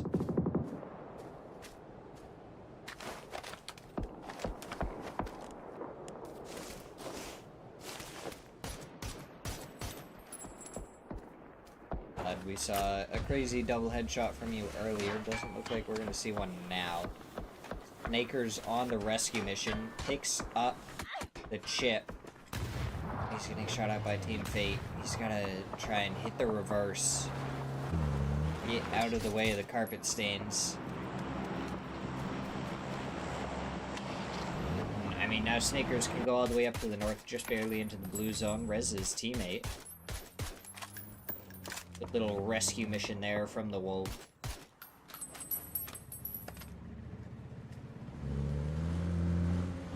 God, like on the edge of the zone, right next to 4-0. Doing some damage to the BRDM. Tony, do you have extra ammo? Good, you do. That was my question. I didn't know if he had extra ammo in the vehicle to keep on spraying at that BRDM like he was.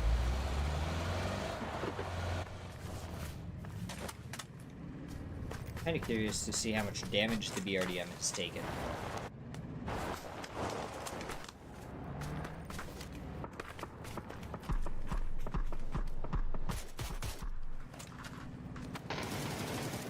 Oh, good shot from Tony. Takes down one. Now he's got to run from this BRDM. Immediately pulls back up, actually.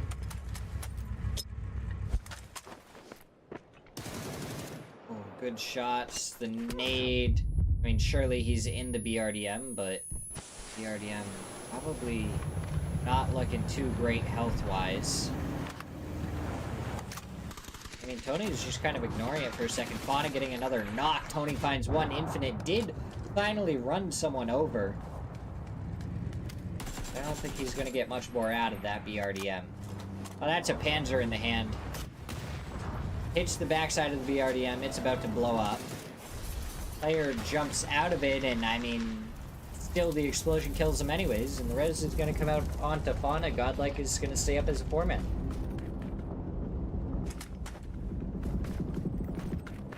Wolves are going to take the hillside to the north. Columbia is in at the radio tower.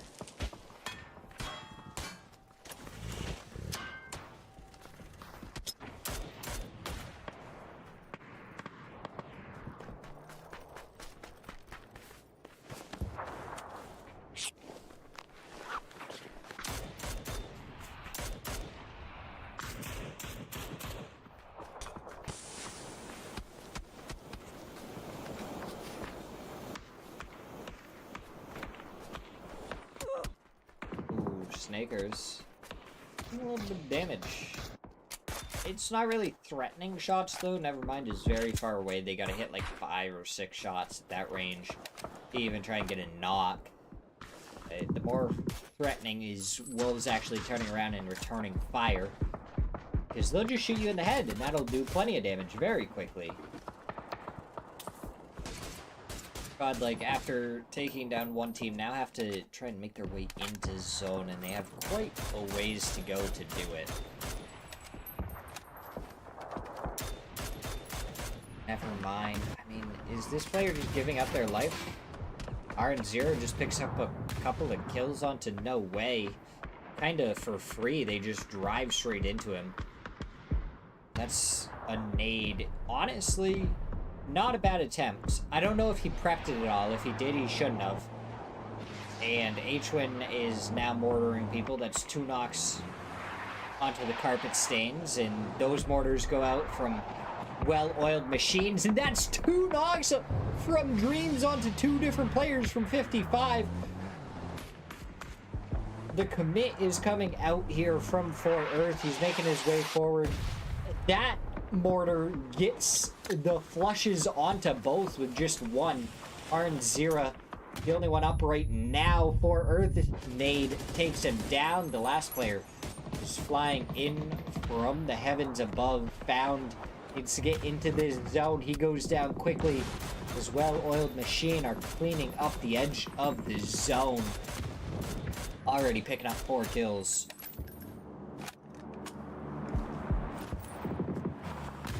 I mean, the Wolves, they tried to go for the fight onto the carpet stains after they took down so many. But they're just getting punished in return. Red Rider going for shots onto the members of Godlike. That nade goes forward. Should be able to find the knocky. It does indeed. LFP1 goes down. Nevermind is making sure that you don't forget about them, so they get a knock onto Red Rider from the backside.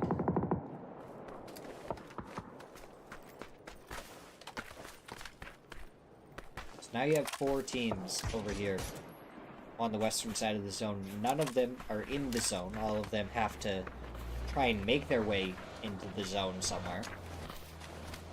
This is full-on trench warfare from Colombia. They have dugout trenches galore all around this place. This is, like, fully from a game that I would expect trench warfare to be in. This is what I would expect to be seeing with how Colombia has done it here. Oh, that nade goes forward, barely doesn't find San Hero. Follow-up does a lot better, bounces a little bit too far this time. And the third one is what does him in, and that's a follow-up and a second player knocked. Only one player remains, and there's 3 members of Godlike making their way forward.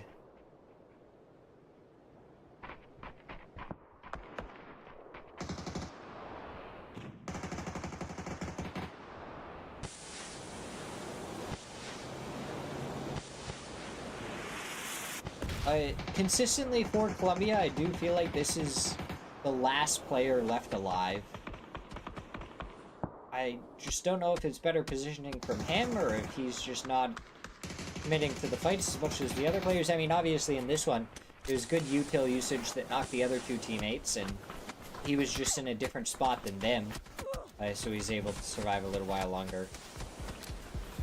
Godlike will try and make their way forward. They get shot in the back by this last player. He took down 2 before LFP was able to take him down, and I mean, Godlike 9 kills right now. And 1 player left up, not even in the zone.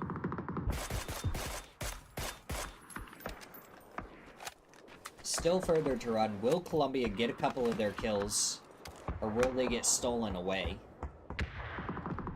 They do get one. They get the other. Monty takes down LFP1. Godlike dead just outside of placements. And, well, the Wolves got to be worried about these mortars.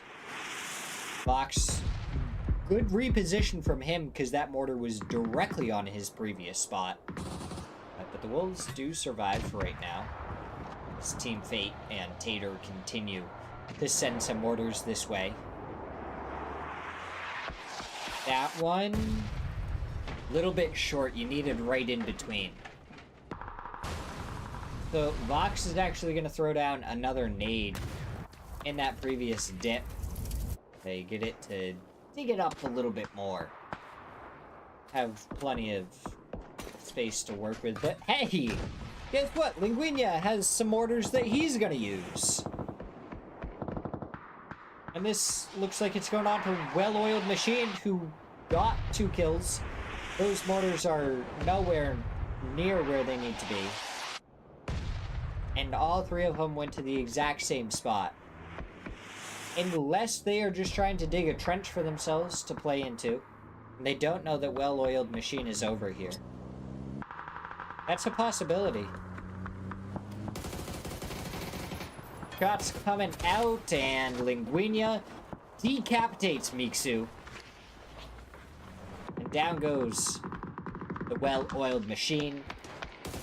Never mind. Showing a new level of, well, destruction that a car is going to bring to the table.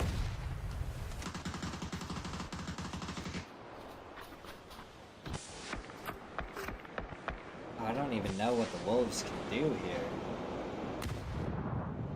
There's so many dips and divots along this roadside as well.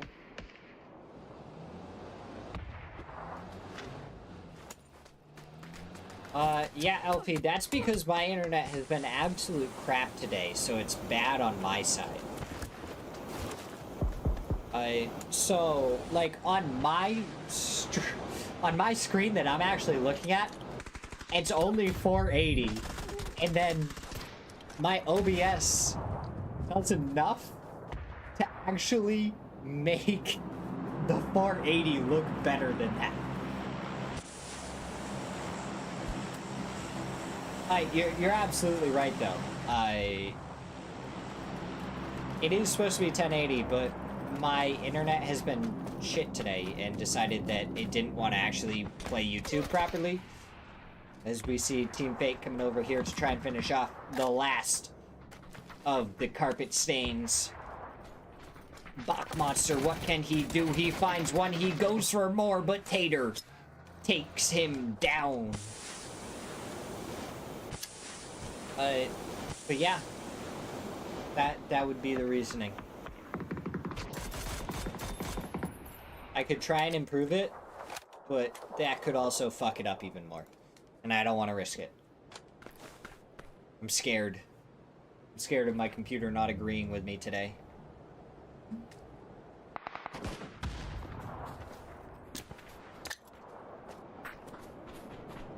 We are currently sitting on a four-way fight for first place.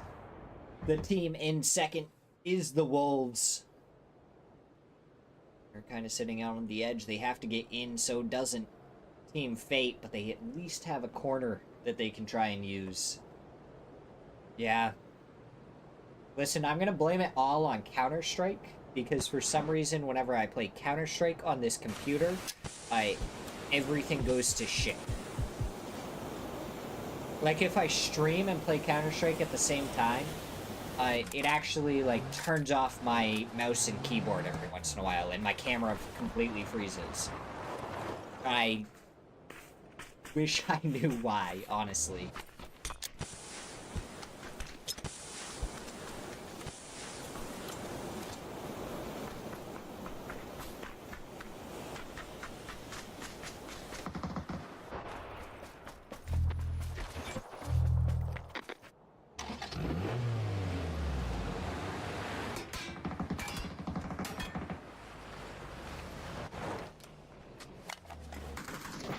So Team Fate have pretty much fully confirmed that they're going to be playing from this corner. The Wolves went onto the other side of the clearing.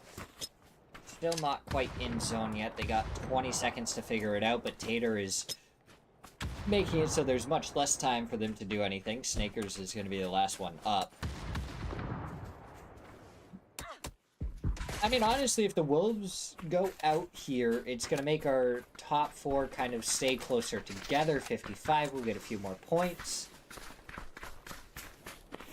And it'll be a very, very closely contested final game.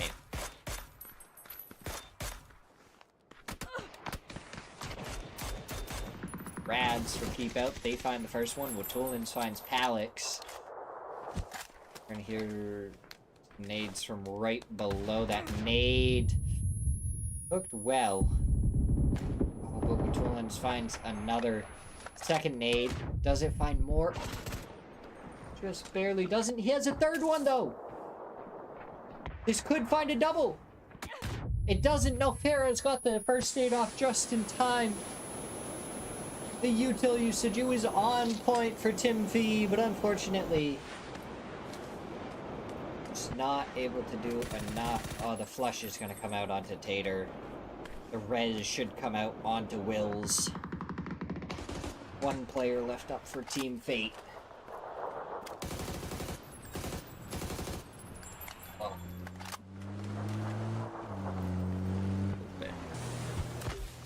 Toasty. I mean, Snakers, I think he's in on the very, very edge. Flappy. They don't know about him. They don't know. Snakers picks up another kill onto Timfee. Watulins. I don't think he spots him. Flabby, when do you shoot him in the back? The snake in the grass. This is what we have this emote for. Is for this specific situation right here.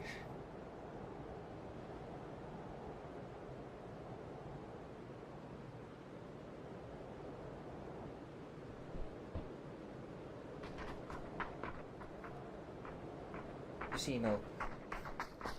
Right here. It's built for this. For Slabby. This is his moment.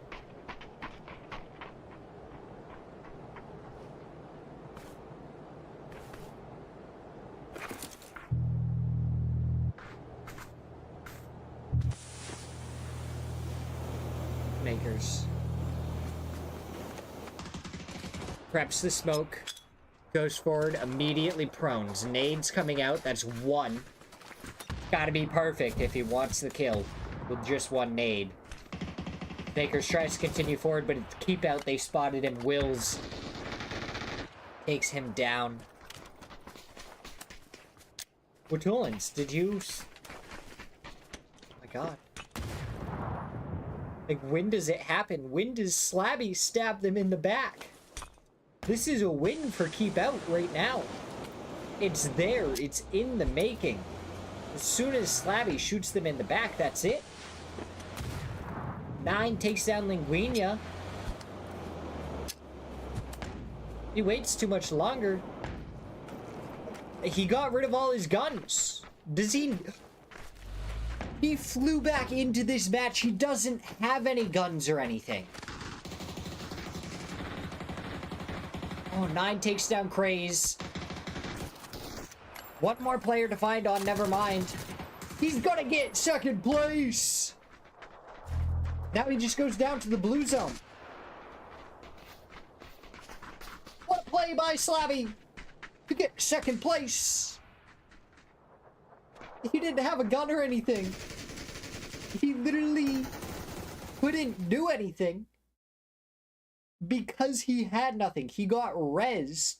He had to just fly in, fly somewhere safe. He was sitting in that bush for so long, and he ends up getting second place.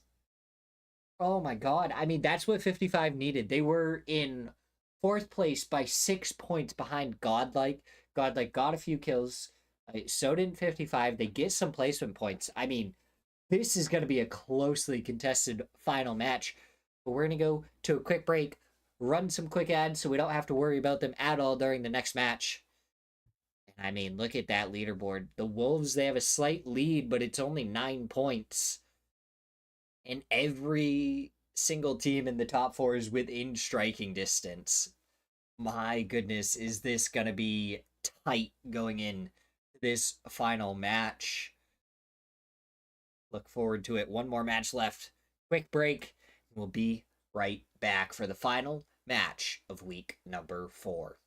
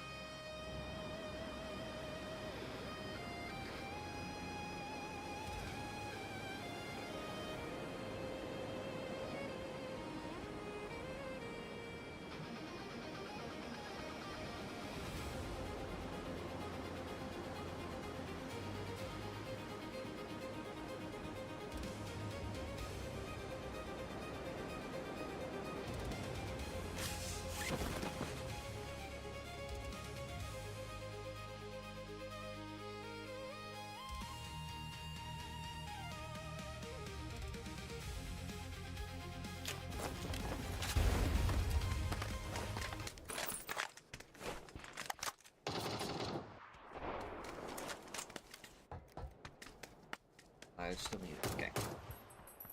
Hut drop again between 4-0 and No Way. Oracle takes down Sweezy to start this one off. Moo was the one that was able to finish this fight with an Uzi on that third warehouse in the first match. So we're going to see Moo going for the res, trying to keep his teammate up and in this fight. Go for yet another hut drop at Power Grid.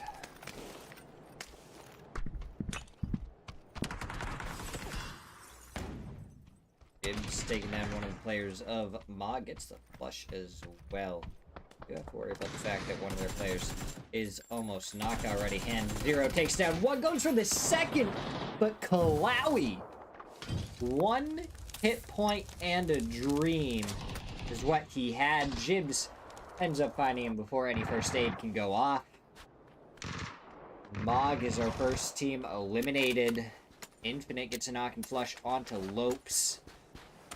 Away, looking worse for wear already. I mean, if 4-0 can win this fight and take down the entirety of No Way here, it's gonna be pretty cut and dry. Hutch, they're so new that it's a hut drop 2 minutes into the game. Fresh little babies starting off in this, and hey, guess what? Godlike actually likes the idea of just getting free kills. And that's what they got onto Infinite. Gosh, you're right. They should have found that hard spawn 3 helmet in Power Grid. Don't they know where it is? Ridiculous. Yeah. We got a pretty entertaining match here. Final match of the week. And it's Wolves, Godlike, Toyo, and 55 PD all fighting for first place, with Godlike third-partying this Power Grid hut drop between 4-0 and No Way. Because there's absolutely no way it was all for nothing. As Moo takes down Gladiator, Oracle gets the knock onto It's the shotgun coming around. Sweezy takes him down. Now 4-0 is all that remains, and Godlike just has to try and take care of them. The shots tapped away from LFP1. Now he goes for the spray, now that he's fully knocked. 2 players left standing, and that's a Panzer on the other side of the warehouse that we see. The nade does a lot of damage. The Panzer comes out completely useless as VTK had already gotten the kills. Yeah, Power Grid hut drop between 2 teams that it really didn't matter for. I mean, actually, they're right next to each other on the leaderboard, 12th and 14th. But they both died. And now it's all up to Team Columbia and Tayson to try and make something happen. Survive and not get relegated. But guess what? It's week 4, so it doesn't matter anyways. So it doesn't matter, Hutch. Theoretically, if it was week 3, then the bottom 4 would get relegated and the top 4 of Division 2 would get promoted. Week 4 is a hard reset week, so they're going to look at how everyone performed in all their tournaments and look at how everyone did for week 4. Yeah. What is important, though, at the end of this is, like, say No Way had won that fight and they ended up in, like, 11th place. They get more ranking points than they do for being in 14th place. So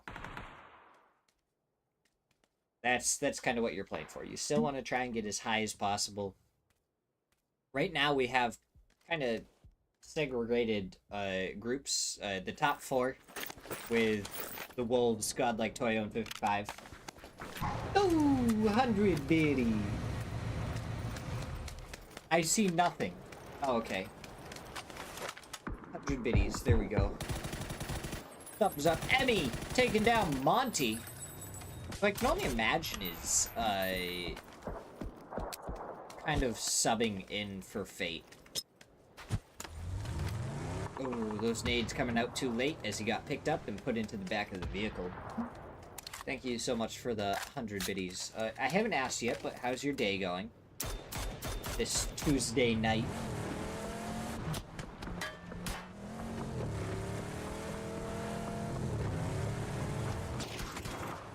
Oh, okay. Tayson all of a sudden here in a spot to make... Where are you taking him? You went too far. You went too far. Monty's gonna die. Monty dies. Had a solid interview for a huge crushed it. Dude, that sounds awesome. I hope you also get a job offer soon. And I hope you make bank from it. Tater sitting here, shoots the person with the Panzer in the back, is able to get a flush as well, follows it up with a second kill, and he sees the third player going for the shots, that player dancing around the poles. Rise versus Tater. Tater not able to do too much more, trying to go for the flush. At least get another point. Not a ton of bank, but lots of opportunities. Hey. Sometimes that's super worth it. That is another Panzer. Tater sees the Panzer, does not agree with the Panzer, and Calix has shown up ready to fight. And, okay. So, you got two players. You know the other person has a Panzer. You gotta push him slowly, but also take him out. How are you gonna play this one? You can't group up, so you can't trade each other, but you also have to try and trade each other.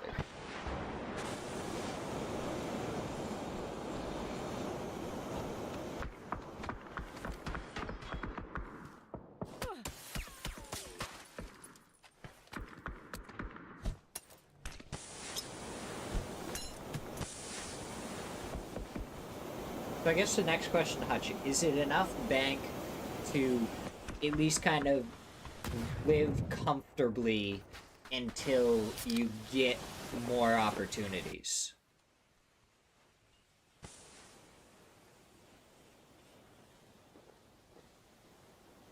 Gotta be careful. I have like a bug bite right here that I keep on trying to itch.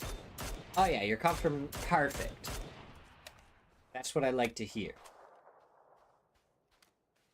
We always want our fellows to be doing good. This would be extra and work from home 100 per... Wait, you want to move to Tennessee? Wait, we already talked about this, didn't we?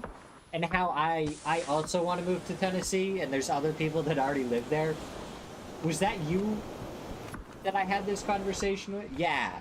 Yeah. I'm not gonna lie, yesterday, we went to have Korean barbecue, as like a slightly early celebration for, 5 years between me and my girlfriend, and lovely, absolutely wonderful. It was a 2.5-hour drive in each direction. Because there's so little things where we live that to have Korean barbecue, we had to drive 2.5 hours. Rise, what can he do? He holds off the first player, goes for the insta flush, and he just gets taken down instead.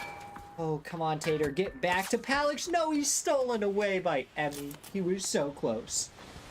Yeah. So I wasn't... B. I can... Let me DM you a pic of the food. Because, like, it was delicious and everything, but at this point, I'm, like, fully ready to move to Tennessee because I don't want to have to drive 2.5 hours to have, like, a really good meal. And have, like, really fun date nights and stuff. It's just not worth it.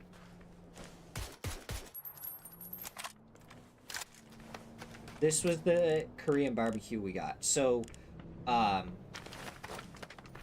what we had was brisket, pork belly, ribeye, and just like some vegetables. And the pork belly was marinated. I didn't love the marinade personally. But it was pretty fucking good. The brisket, probably wouldn't get it again. I don't think they normally have a lot of people order the brisket, so I think it was still a little bit frozen, and it was very, very thin. So not worth the price of what it was either. They had some short rib that I wish we would have gotten instead, but I didn't know exactly how it was going to come, so I made the mistake of not getting that,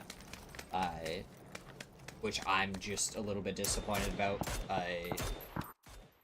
in the 2020 hindsight that we all have.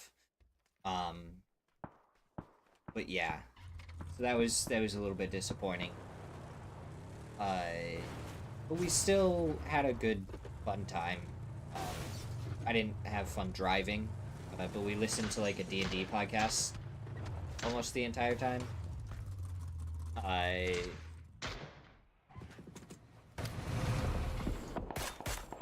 that's been a ton of fun.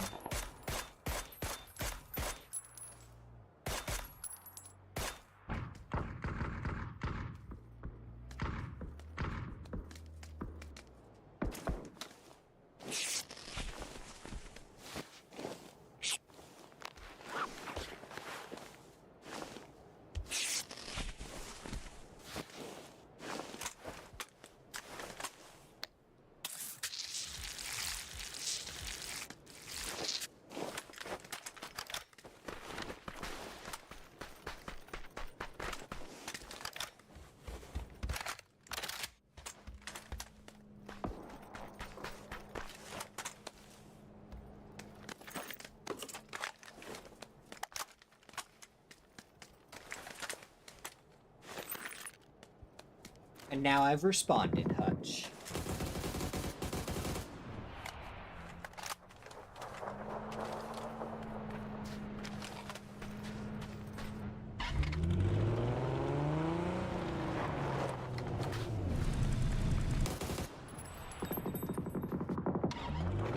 You know, I had like a rash or a bruise on my leg, and I wasn't sure where from, but I have my knee up like this, and if I, bounce it right up against the desk here, it kind of matches it perfectly. So I think I figured out where I got the bruise from. Whoopsie!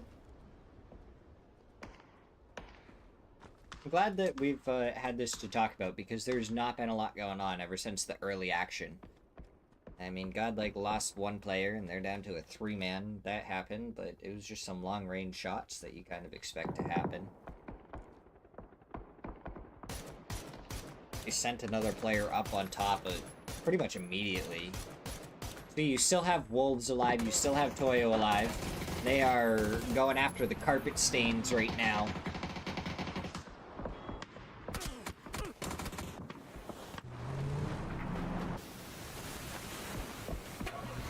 Well, the thing about that is it doesn't even hurt. Like, it's just there. I almost thought it was a rash when I first saw it because of, like, how blotchy it was. But it doesn't itch at all, and if I, like, push on it a little bit, it's almost, like, a little bit swollen up. I mean, I guess it could still be a rash and be swollen up, but pretty sure it's a bruise. Right, so, well, they've successfully gone close to stains, and nothing really happened. Ooh, 55 PD are finding a knock onto Isaiah. That's a point for them. I mean, this really is going to be super close to the top. The only thing that would make this, like, no contest is if the Wolves ended up winning. Then you'd be like, well, I suppose we know who wins, but if the Wolves don't win this match, it is literally entirely up in the air for what's going to happen and who's going to be able to take home the victory. As Red Rider, we see in the kill feed, getting a headshot onto Quicks. That's pretty impressive. Red Rider, we get to see him again with the Bolty in action. I feel like we haven't seen that for quite a while. Oh my god, and not only does he find one, but he finds a second, this one on to Crack.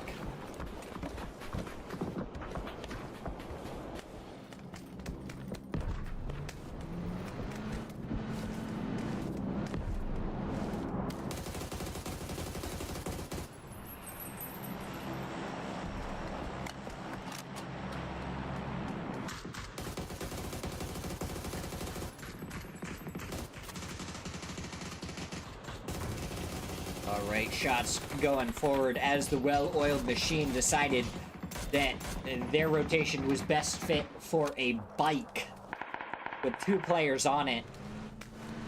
One player does make it over towards Hacienda, meeting back up with the other 2-man. So their 2-2 split got quite split up.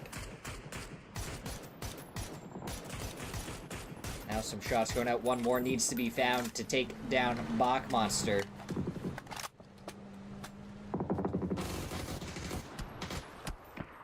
Ooh. Columbia taking knocks from a couple of different teams, both Godlike and AKA. They do at least get 1 kill onto AKA.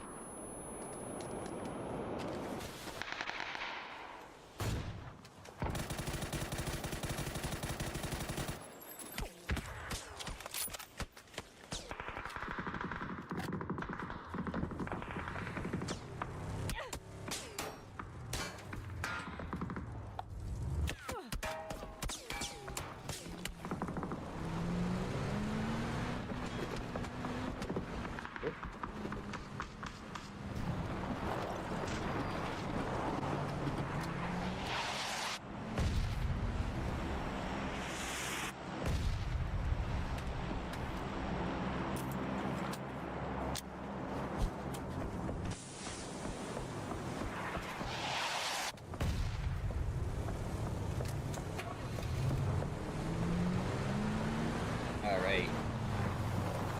San Martin for an ending here.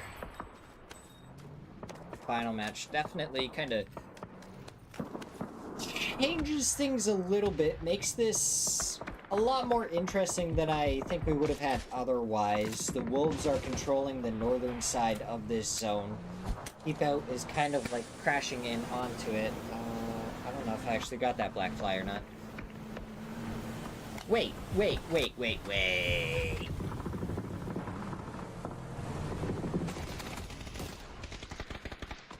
Never mind.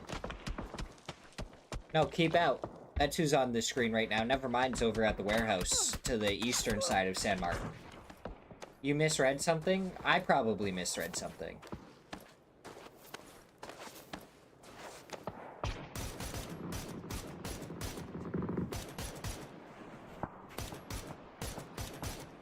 Listen, I need to get even better with my talking and my jokes, because I'm both a dungeon master and a caster. I need to be on top of those split-second jokes. I, one, don't want to be an actual dad right now because I think the world's kind of shit. But two, would love to be a dad figure for people. If I could be.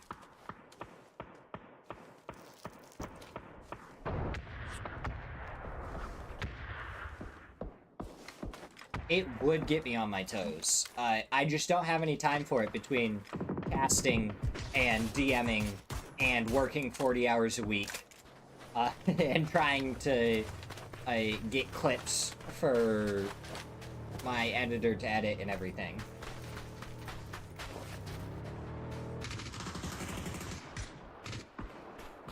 That may be the reason, but The reason we don't want to is because the good guys don't want to try and have to always deal with all the bad guys around. Which is unfortunately a problem, so yeah.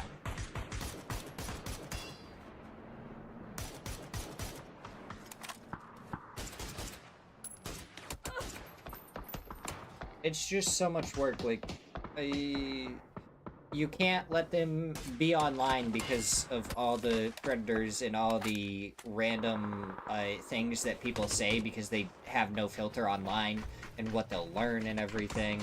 And then they'll start acting that way in real life. And then you can't let them be outside because people are always going after anyone that's just completely alone. So you have to keep them inside but off the internet, but you can go outside just so long you have a sight line on them 24/7 and your attention is fully on your kid the whole time.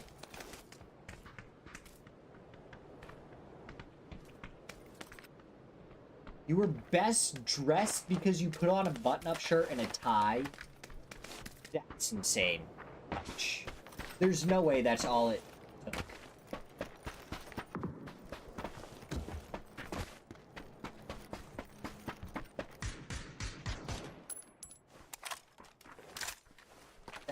That's crazy.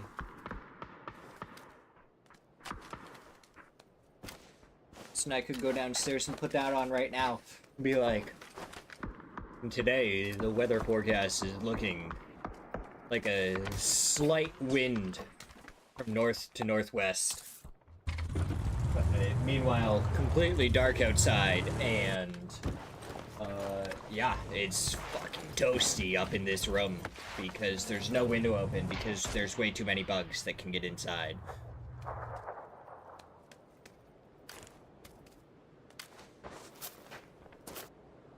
Yeah.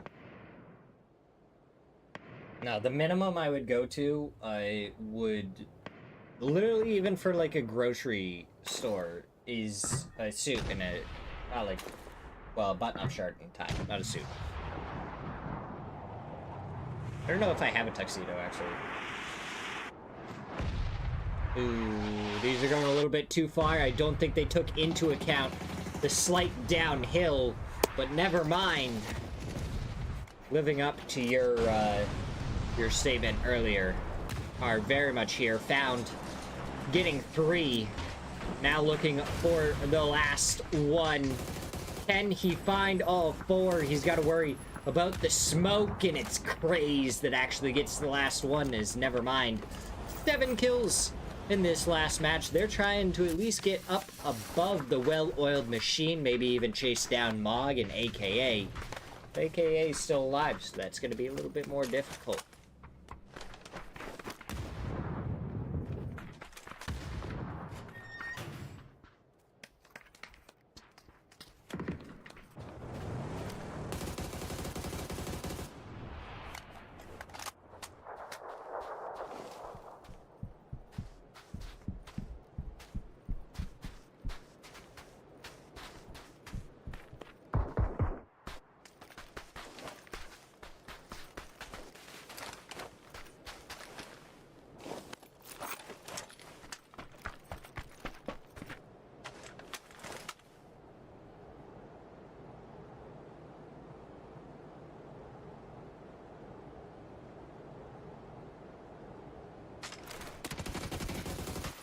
Ooh, shots going out from Dark Castle.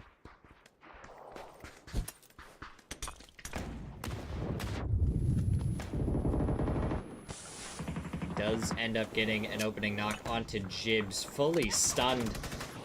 As that player tries to peek around the corner, Lips there for some covering fire, takes down Vanny.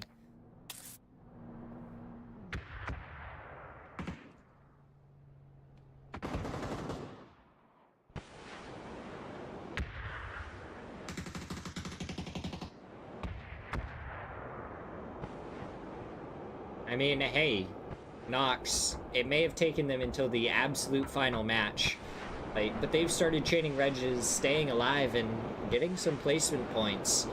Let's see if they can get more than just one out of this match.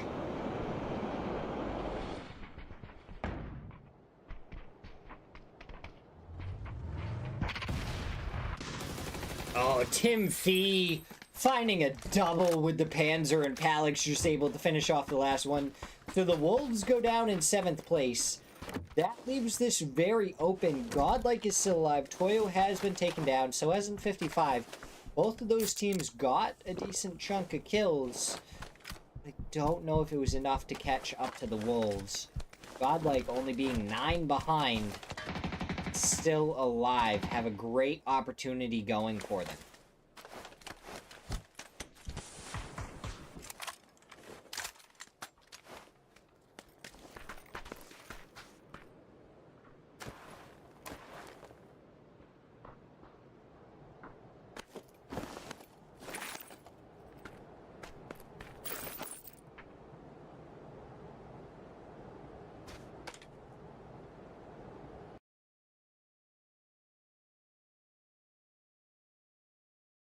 I got scared for a second. We went to a black screen.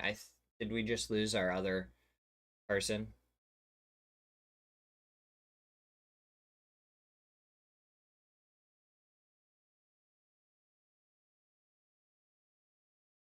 I think we lost our other POV, so we just have this one now.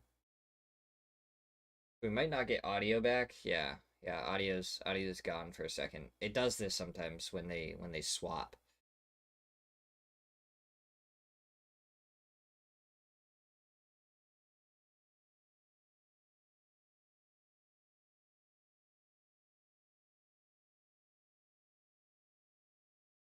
It's okay, because we appreciate them for even giving me the clean feed and stuff in the first place, because otherwise I would have to sit here with a 5-minute delay and I wouldn't actually be able to have conversations with you guys in real time. And that would suck to me, because when there is people around that I can sit and chit chat with, my mouth can go nonstop.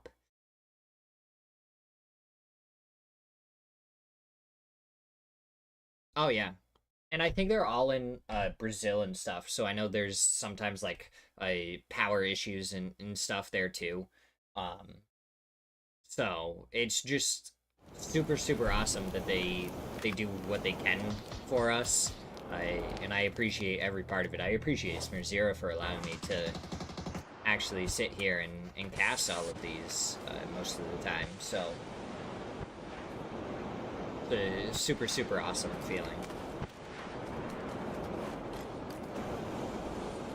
Nox, they waited all the way until the final match to really pop off here.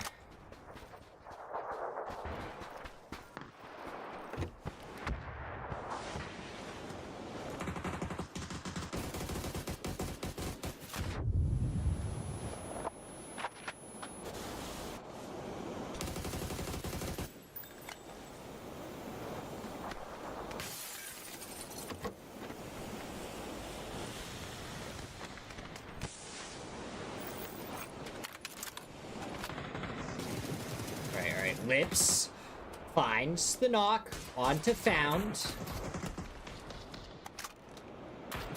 And now, maybe, through the smoke, he is found, or not. AKA...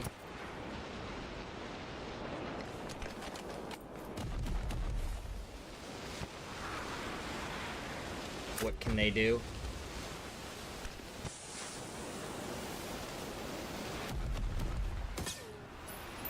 And they get out of the corner that they are stuck in. Jib steps up and through the smoke takes down Dark Castle.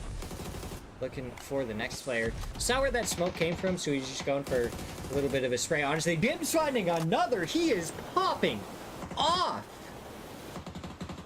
Absolute insanity. There's so many smokes around. He's just sitting up on top of this. He hears the footsteps. He's spraying through towards them, and he finds a third player. Can Jibs find any more? What can Nox do? 4 teams left. Godlike still alive. When does Godlike go down? Is it after a couple more teams fall? Is it before? it could determine whether they win or lose. They have 9 kills. I don't know how many the Copenhagen Wolves did. We'll have to see. It's going to be a very, very close, contested fight. Team Fate, never mind, right up against each other. Emergency cover comes out and gives these players a little something to work with. Did that smoke just get cleared by the emergency cover? 2 players go down as Palix finds them both. Nox gets eliminated. Did find them. Now, it's 1 player left on the side of Fate. And all of a sudden, jumping P90 from Tim Fee doesn't find anything. Espada finds him. 1 player left up. 1v2 situation found bouncing around the emergency cover, and down he goes godlike. 13 kills and the chicken dinner. They started the day in first, and they are looking to end the day in first as well. So now all that remains is to wait and see the updated leaderboard to see if they did enough to take home first place overall in Series 10, week number 4. So we're gonna get rid of my cam. I'm gonna stay right here though. Blue Zone 1 most kills? I don't think so. Don't think it got even close. It would be fun to see, like, how... I bet there's been times where the Blue Zone has actually gotten more kills than the normal, or than the last place team. Wow. God, like, 111 points with that final game. Getting first place. The Wolves drop down to second. They hold on to that, though. It was 55 PD. Jump up over Toyo. So... Toyo drop a spot, 55 gain a spot, Godlike drop goes up a spot, and Wolves lose a spot. Not too many crazy things happening. Inside what would have been the relegation zone, nothing changed. The 4 teams that were in there at the start of the match ended there. But it will be interesting to see who we are going to have going into week number 1, series number 11. I don't know if we'll have anything next week for the Super League, in which case we'll probably try and do 1 or 2 days of America's scrims and see what's going on there. But yeah, will be interesting. We'll see what's going to happen for the rest of the week as well. Obviously, we will try and stream on Saturday. I think I work in the morning, so it'll be just a afternoon stream. Should still be about 8 hours though, this Saturday, and we'll have some fun maybe on Friday if I can get Cap to play with his wife, and I'll play with my girl too, and we'll have a little couples night to have some fun. As Snakers was holding on to the top kill spot for so long, but with that final match, Tony actually took it away. But I appreciate everyone who came out. Thank you guys so much for the support. I will see you guys next time.